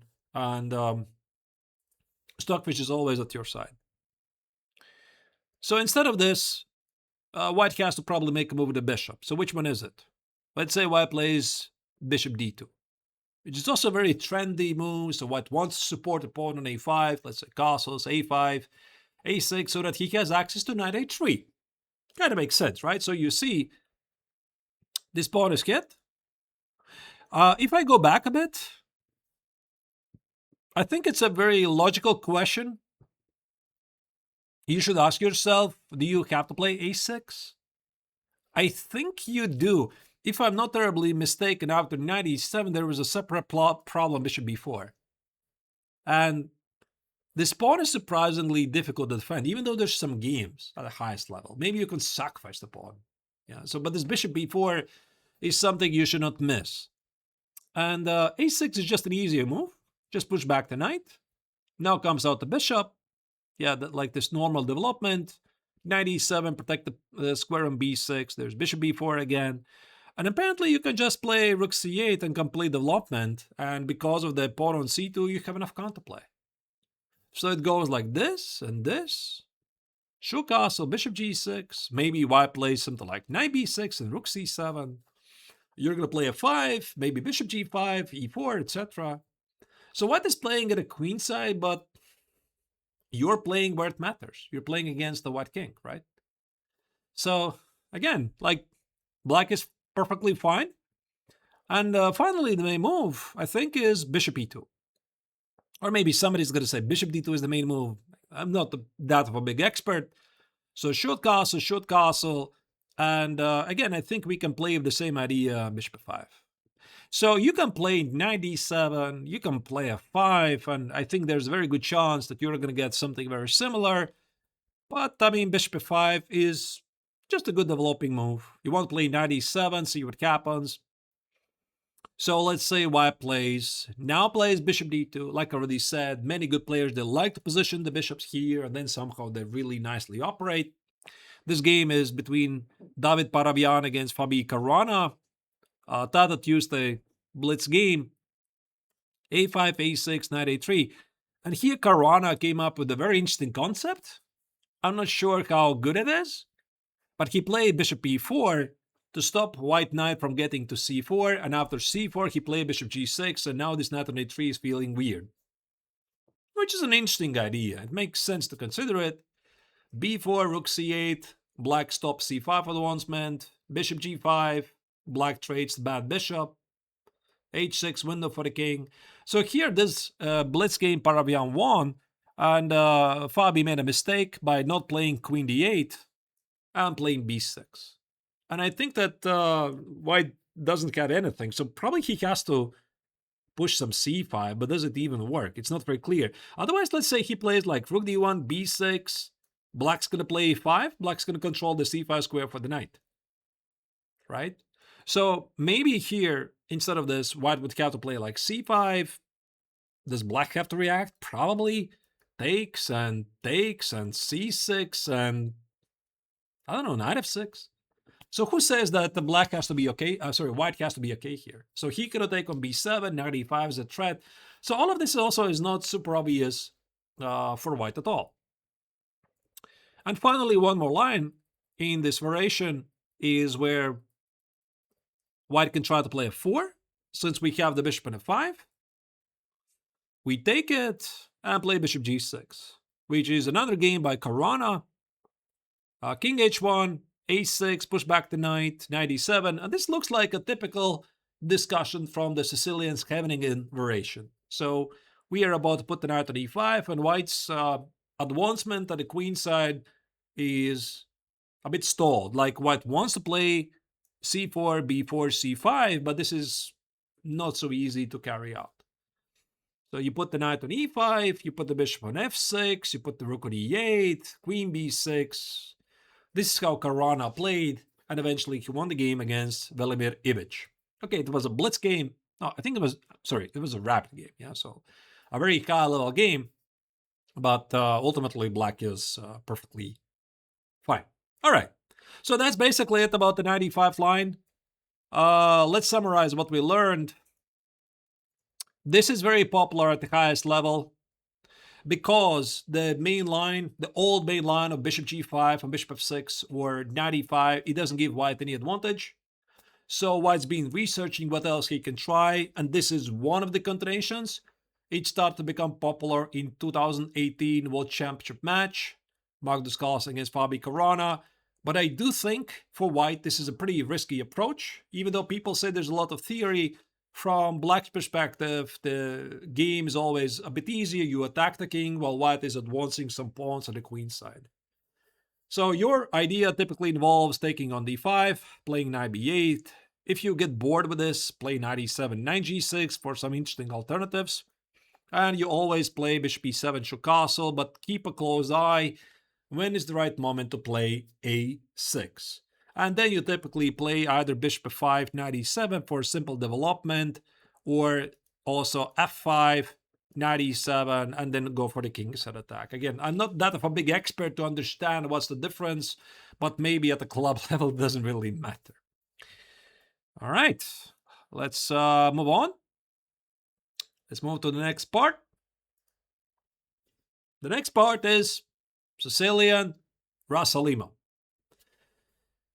What is the Sicilian Rossolimo? This is e4, c5, knight f3, knight c6, and bishop b5. So, if white is unable to cause any problems for black, he will be looking for ways where to do it.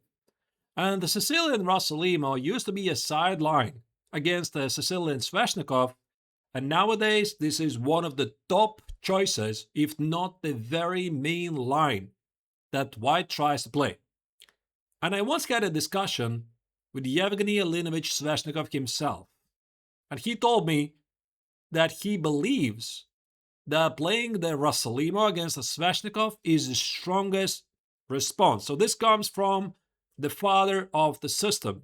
So he also believes this is the best way to play, because in the open Sicilian, in the classical lines of the Sveshnikov, black is doing perfectly fine. So after bishop b5, I will be recommending g6, which is the old-fashioned line. There are some trends. The trends are that there's a modern move e5, which is something I'm not going to cover in this boot camp. So the big idea, of course, is white is not winning a pawn. There's queen d4. Black gets two bishops, a very solid development, and white actually has a good chance to get worse. And I even saw some courses start to advocate for this, so I think it's a very interesting continuation. Maybe I just show you one sample line. Yeah, this is how it goes. Bishop d6, b5, knight e7, and apparently d4 is not the best. Everybody tries to carry it out, but black plays queen c7. The bishop at h2, c2 is hit, bishop h2, bishop b5, bishop b7, black is perfectly fine. The other continuations involve playing e6. Some people play knight f6. This is also a pretty trendy move. Used to be an old move, now it's a trendy move. You can keep a track. But I'm going to play g6. By the way, speaking about the Rossolimo, why white is doing this? White wants to play show castle, play c3, play d4. That's the classical idea. So white is treating the position like Ryan Lopez, except of the pawn on e5, there's the black pawn on c5. So this is very positional, and sometimes white is thinking about taking on c6 to double the pawns and get some unbalanced game. So we're going to play g6, and now white has to make a pretty big choice. So typically white plays a show castle, but there's a very modern trend for white to take on c6 immediately. And I played this game myself once. I believe this was even the very first time I played over the board against Hans Niemann. Yeah, this was year 2023, I think. Yeah, in the French Teams Championships, he absolutely demolished me. I mean, he played a great game, but I did not understand the position at all. Like, I had no experience in the variation. And I find that a d-takes on c6, this is what I played against Hans, is very boring. So this was one of the discussions also in the World Championship match, Magnus Carlsen against Fabi Caruana. I think they started with the open Sicilian with his knight e5, then they switched to the Rossolimo, but I don't know, probably depends on the player. So I think that b-takes on c6 is a bit more spicier. Like, you want to get stronger center, you have the bishops, and then slowly but carefully open up the position. So white normally plays show castle, there is a very modern trend to play d4. I mean, I know this because I helped it to facilitate. I wrote a course for modern chess about 5 years ago. So yeah, like 5, maybe even 6 years ago, this was becoming the new big thing. So the point is, white wants to take on d4 to target the knight, and if you play knight f6, play e5, play c4, or maybe should castle, play c4, and these positions are just better for white. So it's a very interesting line, and basically the best that black can do here is f6, followed by knight h6, knight f7 with some very interesting game. You have two bishops, you have something to fight for. But I believe bishop g7 is just fine. So bishop g7, white has to take on c5, queen a5 check, knight e2, and queen c5. And there's this very common trap. This is what I advocated from the white's perspective. Do not play bishop a6. In case you're wondering that you're keeping the white king in the center, this is a mistake. White plays rook b1. And this changes everything. So after rook b1, queen c5, white plays b4, c4, bishop b2, and the bishop on a6 is stupid. That's the big idea. So you cannot do this. And also after rook b1, queen a2 does not work because of b4. And I think it was c4, I think. Oh, sorry. No, I think it was rook b3, rook a3. And black is in big trouble. So do not do this. But accepting the pawn on c5 is just fine.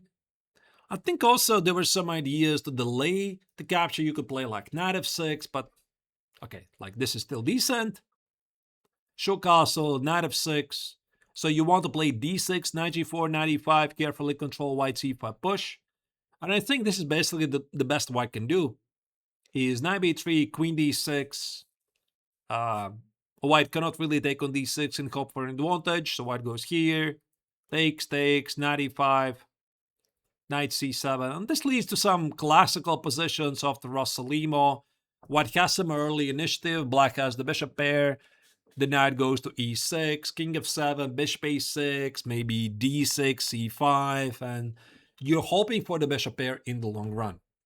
So I think that ultimately black is doing pretty great. I don't really know what's the current status of the modern theory here, but d4 is, I think, still quite popular. But the main move, of course, is show castle, bishop g7. And if white plays c3, this, by the way, is pretty important line, because after c3, knight f6, white can no longer play e5, knight e5, and c4. This costs a tempo. And black is completely fine. So you put the knight typically on c7, and then it goes to e6. But if white plays rook e1, show castle d4, white has no advantage here. Yeah, you just play d6. You want to play bishop g4, bishop f3, and move the knight to d7. And if white stops it, knight goes to d7 anyway, and you play c5.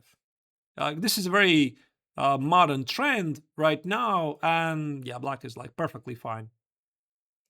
So this is not for white how to fight for an advantage. The best he can do is rook e1. And again, there's a very big theory here. Some people play knight f6, which is, I think, not the best move. Because e5, knight e5, c4, knight c3, d4, queen d4, followed by queen h4, bishop h6. Practice proves the black is suffering. You do not even get to keep your bishop pair. I think that's actually the biggest problem. Otherwise, the position could be perfectly playable. But you do not get that. And that's why they are playing knight h6. Knight h6, show castle, f6 or f5 ideas. I find it to be very complicated. And ideally, I think what you would want to do, you would want to play e5. You would want to get this position. Let's say white is careless, white plays this, knight e7, d3, d6, show castle f5, black is better. Yeah, this is, by the way, a very important structure to understand. If you secure the center, you play knight e7, show castle f5, two bishops, strong center, white has no pawn play, and black is taking over the game. But there's a problem. There's a problem in the move, meaning white can fire up the center with c3. And in these positions, white is better. Yeah, d4 takes. I don't remember the actual theory here. Like this, and bishop 4. What is better? I think that's the word of this variation. So you could have really play e5 immediately, but you want to. So what do? That's why I like this move, queen c7.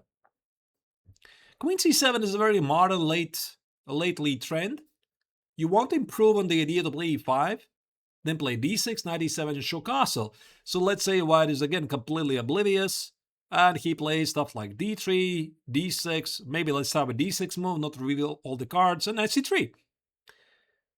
So white is just going for standard development.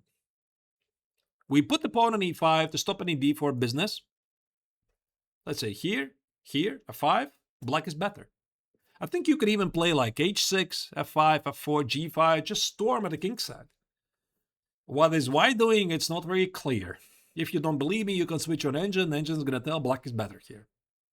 So this is one of the sample lines where white playing unambitious moves can very quickly get worse. So he has to do something else, which is what? So let's say white plays h3.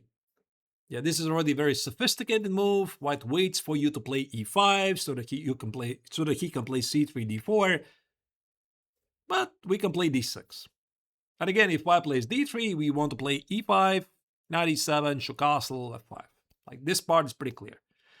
And this features some interesting gambits. I think this probably will be present at that level. White can play e5. That's why h3 was played, so that white can play e5, sacrifice a pawn, and this basically is a suggestion from Stockfish. Yeah, Stockfish taught us this maneuver years ago. This idea to sacrifice the pawn so that black's pawn structure is ruined has been around for ages. And I think the best way for you to deal with this position is not to hold on to the pawn. Do not start to play passive, but give up the pawn by playing c4.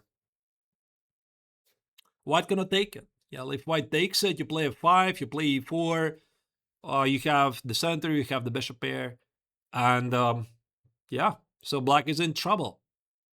So white is in trouble, my apologies. So white has to go here, knight c3, complete development, and yeah, you probably have to be a bit careful with the next moves, like bishop e6 is a bit more accurate than knight f6. Now you play knight f6, protect the pawn, play queen b7, but ultimately you castle short, and white has beautiful knights, but you have beautiful bishops. So you're doing just fine. So this h3 move is an interesting move, but I'm not sure it reaches the target. Some people have started to play e5 to stop us from playing d6, e5, but this allows us to counter-strike the center with f6. And again, like I think that white can get worse here very quickly. Let's say if he takes at f6, you take at f6, he plays knight c3, show castle, d3, you're gonna play d6. Let's say here, you're gonna play e5. Maybe there's no need to play e5, but you're completely controlling the actions. Like knight e5, bishop e6, rook b8. Perfect position after the opening. I think, again, white is just worse. So white cannot play like this. And after e5, f6, I think he has to play some gambit, like e6. Sacrifice the pawn in a very similar manner. You play e5, d3, and according to an engine, there is some advantage to white.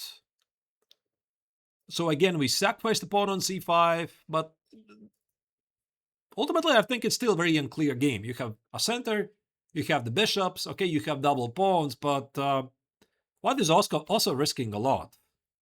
Yeah, so I don't think this is so obvious at all for white. And maybe white can play d4, be very aggressive, bishop 4, and this leads to a bit sharper lines. But again, let's check this out, how very quickly white can get in trouble. Takes, d6, knight f6, show castle. So you're about to play c5, put the bishop on b7, maybe play e5. You have a strong light square bishop and no obvious weaknesses. So maybe white would have to play a really sharp, like knight e5. d6, knight c4, threatening something here. King f7, play a gambit c3. And the simplest way you can deal with this is play knight f6, c takes, and rook f8. Make an artificial castle. So the king goes to g8 and white doesn't have anything. So the line actually continues. What I wanted to mention is that these lines, I'm going to leave them in a PGN. And the PGN will be available on my Patreon for purchase or starting with the supporter level. I think I'm going to mention this at the very end. If you're interested to acquire it, it involves a couple of hours of analysis of mine, of all the lines. There's some model games as well. So yeah, maybe some of you're going to find it to be useful. So e5 is a move. If white plays c3, he wants to play d4. We play d6, d4, takes, knight f6. We have lost the tempo with queen c7 with a very similar line, but ultimately we still play the same idea as c5. Maybe there's some sidelines as well, but black is fine. And according to an engine, there's a very principled line with e5. This leads to some mind-boggling continuations like takes, rook d8, intermezzo move, queen a4, knight h5, and here white can try to win a piece, but it can terribly backfire.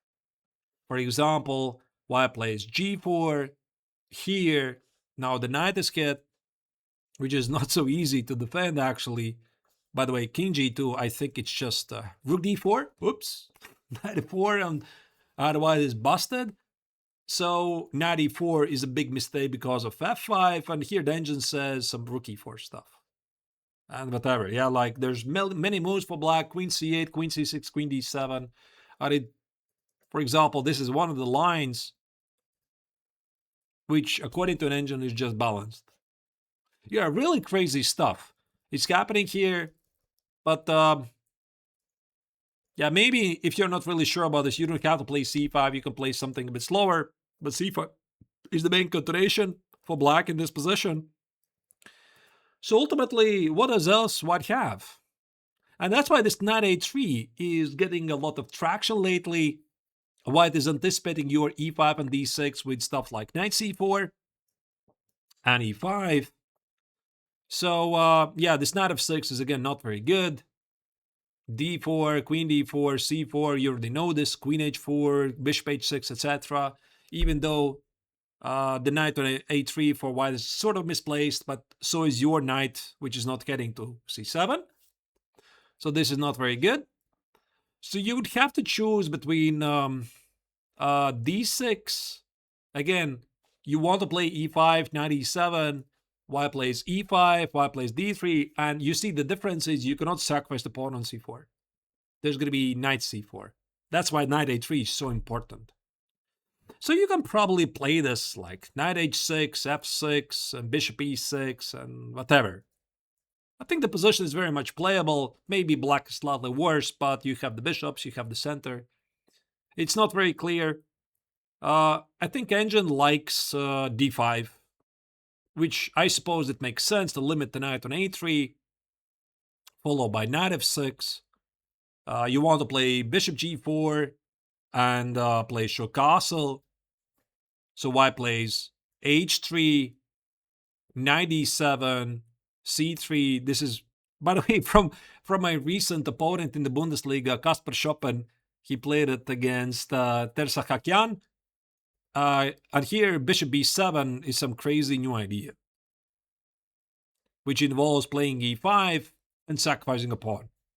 So if white takes on c6, it activates your last with bishop. If white takes on d6, whatever is this? I have no idea. Like, we have weakened pawn structure, but we have the center, we have the bishops, and let's just put it this way, the better player is going to win it. Stockfish still gives white some advantage, but it tends to dissipate. So this is pretty modern stuff, and ultimately, yeah, bishop takes on c6 is a very big move, but white can also play short castle, bishop g7, and white has a couple of more continuations. For example, white can play c3, As soon as white plays c3, you play knight f6, rook e1, show castle. And also very, very popular opening theory here.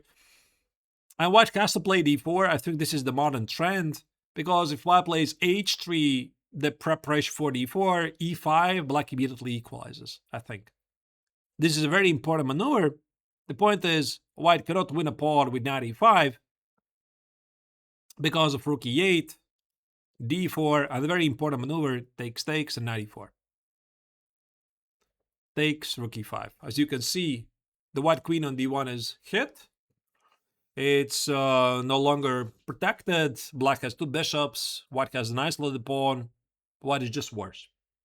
So white cannot win a pawn, and if white cannot win a pawn, you're about to play d6, and again, knight h5, f5 carry out the same ideas. Again, you see, like, black's approach very often is very common, very standard. And finally, white plays d4, you play d5. The best that white can do here is play e5. Accepting the pawn on d5 is, winning this pawn is very dangerous for white. The rook at e7 is going to be stuck, so white cannot really do that. And it goes to this. And there's obviously some longer theory here, but I think black is so active, having a strong presence in the center, he should be able to figure out what to do.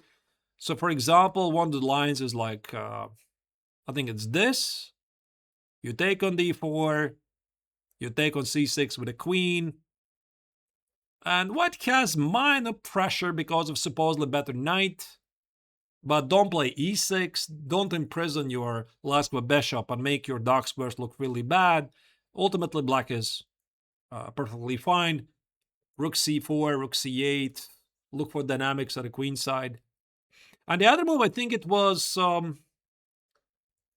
bishop c6 immediately, bishop e3, but again, this leads to sharper game with f6, sacrifice the pawn on c6, aim for the bishop pair, and this is where the big theory actually starts to evolve. So I think this c3 line is a very serious one, so I'm just showing you the core lines. When I was studying theory like 15 years ago, this was considered to be the drawish line, but as you can see, theory is evolving, and now this is one of the main lines, actually. And finally, white can play rook e1. So this is the old line. Yeah, I used to play like this 20 years ago. With the white color, I did not take on c6, I will play rook e1, and every single player, they will play like this. They will play knight f6, e5, knight e5, knight c3, knight c7, ding, ding, ding, ding, ding, knight e4, yeah, etc., etc., etc. Nobody plays like this anymore. You know why? Because after rook e1, I think e5 has proven to be the best response. Black wants to play knight e7, and white has no choice but to take on c6. And if white takes on c6, we unfortunately cannot take with a b pawn. I mean, if you take with a b pawn, c3, d4, white is better. So we have to keep an eye on this. But that's why we take with a d pawn. And yeah, now this leads to some positions like this. So the queen goes to e7 typically, knight e2 or knight c3. I'm not really sure which is the better move. And here basically you have to think about, how do you get your knight on d4? Is it knight f6, knight e7, knight e8, knight e6, knight e4? Or is it knight h6, f6, knight e7, knight f7, knight e8, knight e6, knight e4? Whatever. I don't think it really matters. White cannot easily open up the position, so let's say you play knight f6, knight e7, ignore the queen side, rook d8, knight f8, knight e6, knight e4. You hope for your bishop pair, ultimately to make a difference. Or if you want, you can play knight h6, let's say white goes, same idea, a4, f6, a5, knight f7, knight c4, show castle or no show castle, let's say knight e8. So all you need to do from black's perspective is to watch out for the c3, d4, or b4. f4 maybe as well, but with the knight on e6, it's going to be quite difficult to carry out. The bishop on g7 feels a bit passive, but, you know, I made a bootcamp about temporarily misplaced pieces. That's what it is. And ultimately, this bishop on g7 is going to become a very powerful piece. So do not worry about it for the moment. So that's about the Sicilian Rossolimo. Let's summarize what we learned. So I think this is one of the most serious continuations you could possibly ever face. And it's not a sideline. This is one of the main lines. So white cannot get any real advantage in the open Sicilian with bishop g5, bishop f6, or knight e5. We talked about this. White cannot play a position without any risk in this line of d4, c takes, knight e4 here, which we discussed in the previous part, knight e5. It feels like it's a 3-result game. So what does white else have? And it's the Rossolimo. And by Yevgeny Sveshnikov himself, these are his words. He said that this is the best white can try to play against the Sicilian Sveshnikov. So we are going to play g6, bishop g7, and very often our maneuvers involve e5 and knight e7. And here I really like this slow maneuver. Sorry, I think it was here. After bishop c6, the trendy move. I really like this quiet move, queen c7. And if your opponent doesn't know a lot of theory, you're just going to get a better position after the opening d6. Maybe start with d6, e5, knight e7, and keep a close eye on white's positional pawn sacrifice, e4, e5. All right, let's move on. Now, I would like to briefly talk about the Anti Sveshnikov. And the Anti Sveshnikov starts with e4, c5, knight f3, knight c6, and knight c3. This is no mere accident, not random thing. The point is you cannot really get your Sveshnikov positions. Why? Let's say you're playing knight f6. Are you thinking my opponent's going to play d4, c takes, knight e4, e5? Let's go to the Sveshnikov. Not quite. White can play the Rossolimo. And this is, again, not quite the Rossolimo. It's something else. So you play g6. Your knight is already committed to f6, and this leads to completely different positions. So white's going to play e5, and these positions you're just worse. Let's say knight g4, white takes on c6. It's not the same. Yeah, you're losing a lot of tempi. The knight on f6 is not where it's supposed to be, and you're just worse. So also knight e4. I was thinking about this. Does this make sense to recommend to you? White plays e5. Very unpleasant move. You have the bishop pair. You play knight e5. I think I even saw some high-level games. Short castle. By the way, also knight g5 is a very annoying idea. So there's a lot of risk for black, even though black is holding in those lines. So a6, c4, knight b4, knight c3, d6. I think I saw even Alireza Firouzja play like this recently. But it's very risky for black. So you have the bishops. You have the long-term idea to take over the game, but white is so much ahead in development. So I think it's, especially in accelerated time control games, a very risky approach. In classical chess, maybe you can figure it out. So what do we do? And I was thinking about g6 to offer the same idea as against the Rossolimo, but the point is, now we transpose to the accelerated dragon, which probably should be my recommendation, but I feel it's worth a separate bootcamp. And I think I'm going to make it. Like, I could make a separate bootcamp about the classical Sicilian dragon, the core ideas, why it's no longer that popular at the highest level. I could talk about accelerated dragon, what is the difference, why black doesn't play d6, etc. But I'm not ready to do it today. And I think e5 is just good. It's a bit passive move. There's a big hole on d5. But one thing we learned from the Sicilian Sveshnikov, this d5 square is not enough for white to claim any real advantage. So white, of course, here plays bishop c4, not bishop b5 anymore. The more cautious move is bishop e7. You need to watch out for some stuff with knight g5. No need to test this. d3, first play d6. And here's basically two systems that you have to know. So the system number one, white plays short castle and tries to go for an early f4 push, which is not very dangerous. You take it, you play a6, you put the bishop on e6, and everything starts to liquidate very quickly. And after knight e5, I don't know what is better. I think I saw some game by Dubov, take on d5, you can play knight b4, knight e5, accept the pawn, white has some compensation, but black is ultimately fine. But there's the old move knight b4, which I think just gives black a satisfactory game. Yeah, so this move, by the way, I think is pretty important to know. If white takes on b4, he has nothing.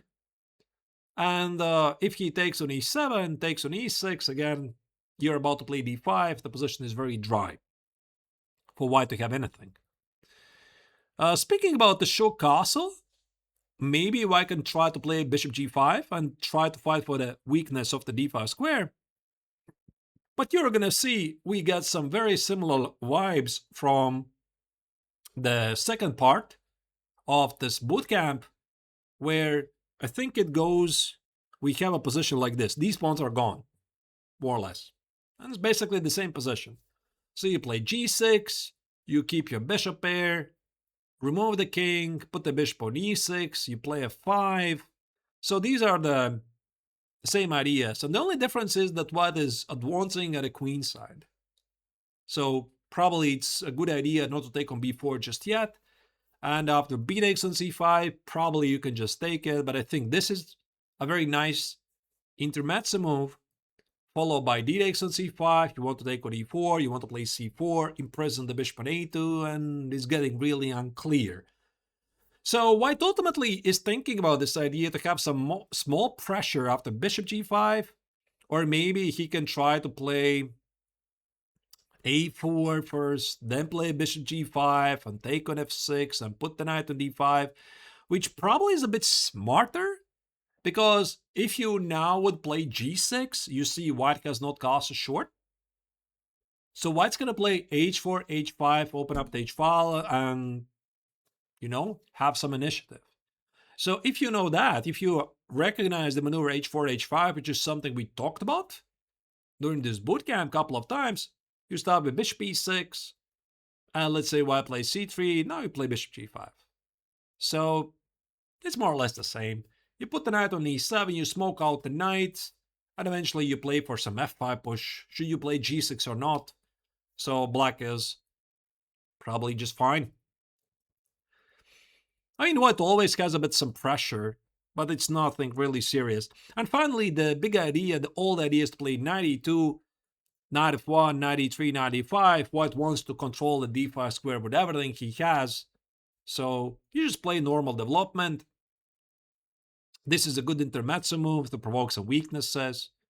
Bishop e6, knight e3, show castle. So castle, and now a very nice maneuver to fight for the d5 square is knight b4. Again, we already saw knight b4 to be played before. The point is, if white plays a3, we play d5. And the complications are in black's favor.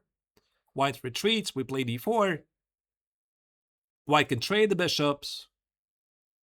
White wins a piece. His two knights are under attack. And black is again perfectly fine. Maybe even slightly better in this position, yeah? So white can do this, and obviously there's a couple of other ways to do it, to fight for the square, but it's just not enough. Let's say he plays knight e5 immediately. Again, he occupies the square, takes. You play bishop g5. I think this is, again, pretty self-explanatory. Kill the bishops, and play something like knight e7. Yeah, so white doesn't have anything. I know it's not very exciting way to play this e5 line. That's why I think g6 is far more interesting, the accelerated dragon. And when speaking about g6, if white would now play bishop g5, there's a very good chance he would just get worse. For example, this line, e5, knight e7, d6, show castle, followed by f5. And that's why after bishop g7, after g6, I think white has to play d4. And we go in the realm of the accelerated dragon. But I'm not ready to talk about it today. So let's summarize what we learned. Knight c3, we cannot play any Sveshnikov or the Rossolimo setups. White is tricking us with the move order. you can't really play anything else like d6 or e6. You simply switch to different kind of Sicilian. It's not going to be Sicilian Sveshnikov. It's completely fine, but again, be ready. You cannot put Sveshnikov after knight c3. So what I'm recommending is e5.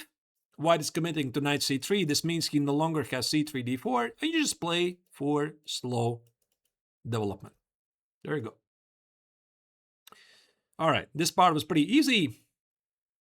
And finally, we have one more thing to talk about, which is Sicilian Alapin.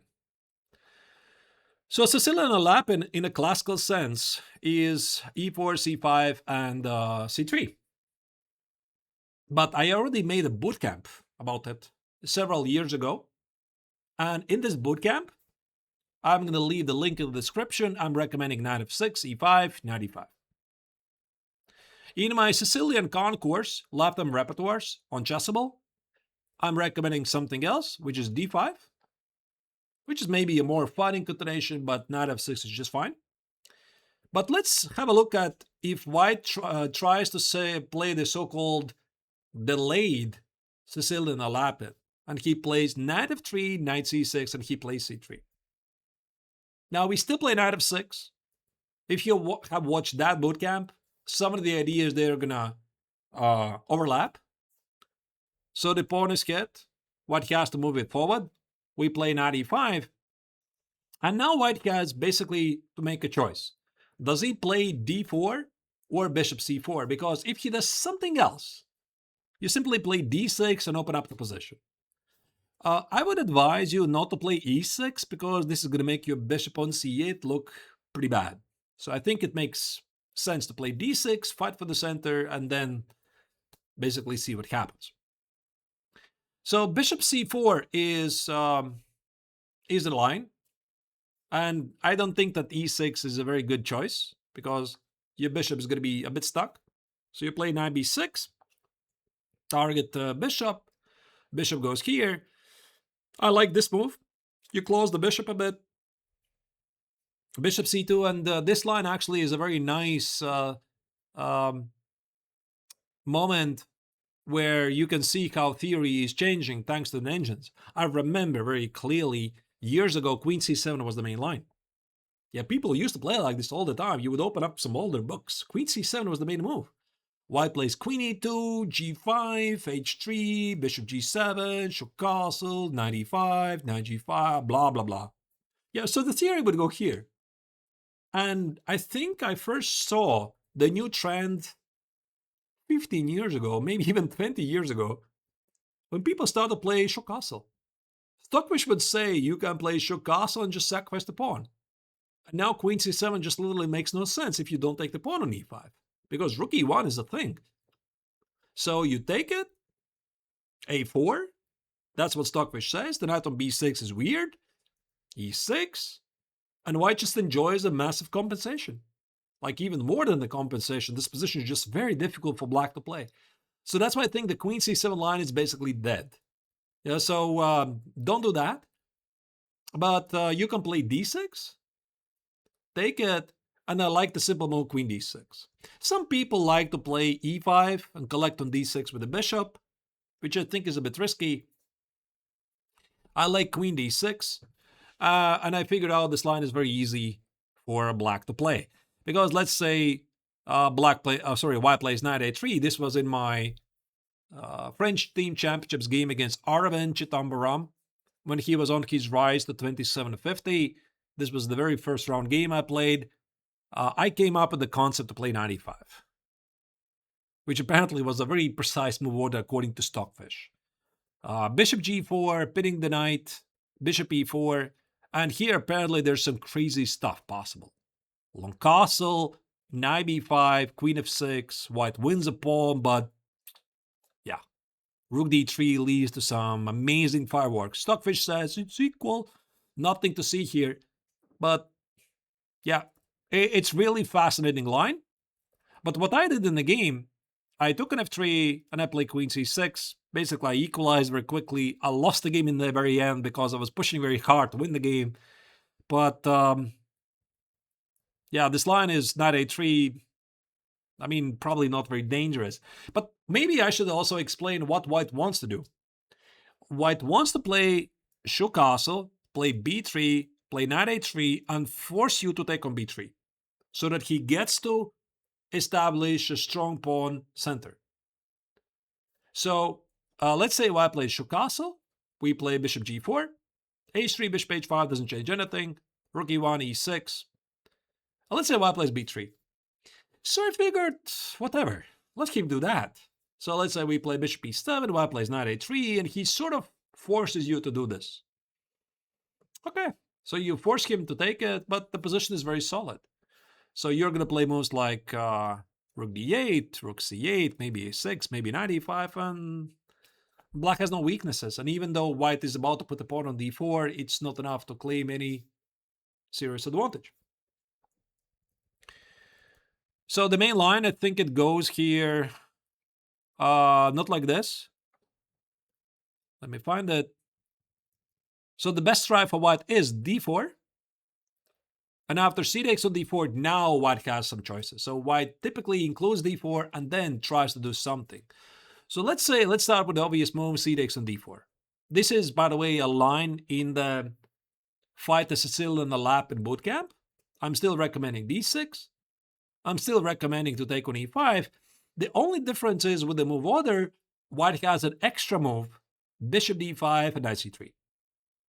Which is not very dangerous. You still have to know what to do. And after d5, do not hold on to the pawn. Just give it up. Just play knight e4. That's the simplest way to deal with this. Play e5, bishop d7, bishop e7, show castle, f5 at the right moment. There's a million ways how black is getting a satisfactory game. So not something for you to worry about. And now there's the difference after knight b4. Theory has moved on a bit in these couple of years. So in this bootcamp, I mentioned this line, queen b3. I mentioned knight a5, bishop d7. This is a very forcing line, by the way. Knight c6, a6, queen d3, let's say queen g6, and black is perfectly fine. There's no issues for black whatsoever. It's a great Sicilian Alapin position. But theory has moved on, and I think I was surprised for the first time in 2024 when in Chessable Masters playing tournament, Kirill Shevchenko surprised me by playing show castle, meaning allowing me to take on d1 and play knight c2. But this is Stockfish's top continuation. So in the game, by the way, I did not do it. I was a bit afraid. I played bishop g4, I took on f3, I played knight e5, and I got a slightly worse position. White played some great gambit, whatever. But the correct move, according to an engine, is to take on d1, go for the fork. Maybe it's not a fork. Is it the fork? No, it's not a fork. It's just trapping the rook. Knight a3, you can just take on a3. So knight c3 is the principal choice. Bishop f5. You need to watch out for knight b5. That's why bishop f5 is necessary, so you have access to rook c8. Rook b1, knight b4, basically to draw offer. Draw. Rook a1, knight c2. And the only way how white can keep the game going is e6. You have to take with a pawn. Again, rook a1, knight c2, the position just repeats. Knight g5. And okay, here's some crazy stuff. Like, I checked the line with an engine. Engine says you can take the rook. White goes here, threatens with a checkmate. White is down on exchange. And it's somehow balanced. Yeah, it's somehow balanced position. I don't know. Is it balanced or not? But I figured out that the best, simplest way to play is 98. Just do not go for this. So white has to either repeat the position with rook a1 or play knight e4. Now you play rook c8, target the bishop, play g6, and complete development. So white has obviously a compensation, but nothing more. So I figured out this is the simplest continuation. Yeah, probably the best try for white in this position is to play bishop c4. Again, do not play e6. Play knight b6, bishop b3, and d6. That's the best way to play it. Fight for the center. Maybe d5 is a bit more accurate. I'm not sure. Yeah, maybe d5, not d6, but ultimately it leads to the same positions. You take with the queen, and your idea is to play bishop e6 to kill the bishop on b3. So let's say white takes on d4, you take on d4, bishop e6, white loses any active chances, you take on b3, play e6, and now quite an important maneuver, queen b4. And white has nothing. Actually, white needs to be a bit careful not to get worse, I believe, in this position. Or another move is white could try to play knight a3, try to play knight b5, bishop f4, target with some fork ideas on c7. And here you don't have to be afraid, just take the pawn. White trades the queens, knight b5. This is easily to be dealt with. Knight g5 is met with knight e5. You can smoke out the knight with either h6 or bishop e7. Black is perfectly fine. So what does white even have left?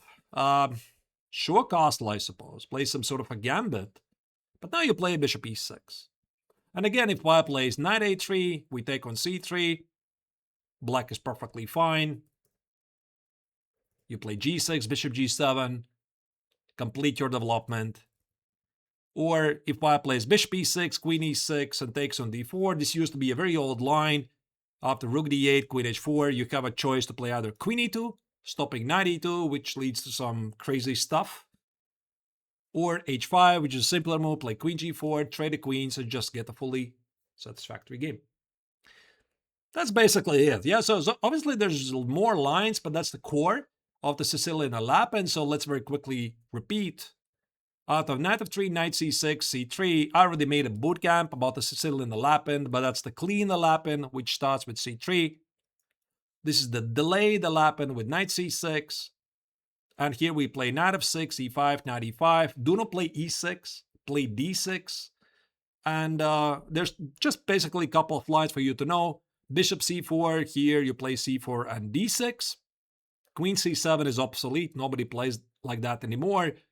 Or after d4, c takes, let's say white plays c takes, you play d6 and d takes on e5. There's some other moves, of course, as well. You can play knight b6 here, which is perfectly fine. It leads to a different theory. And you just know it's more knight b4. I think it just equalizes. Or white can try to do this, and you still play d6 and play bishop e6 and get a fully satisfactory game. That's it. We made it. I hope you enjoyed it. This is essentially the core of the Sicilian Sveshnikov. It was discovered many years ago. It goes by the name of Lasker Pelikan. That was the old name. Then it was picked up by Yevgeny Sveshnikov and Gennady Timoshenko from Russia, or Soviet Union, I believe at the time. They come from the region of Chelyabinsk. That's why in the Russian language it goes by the name of Chelyabinsk variation.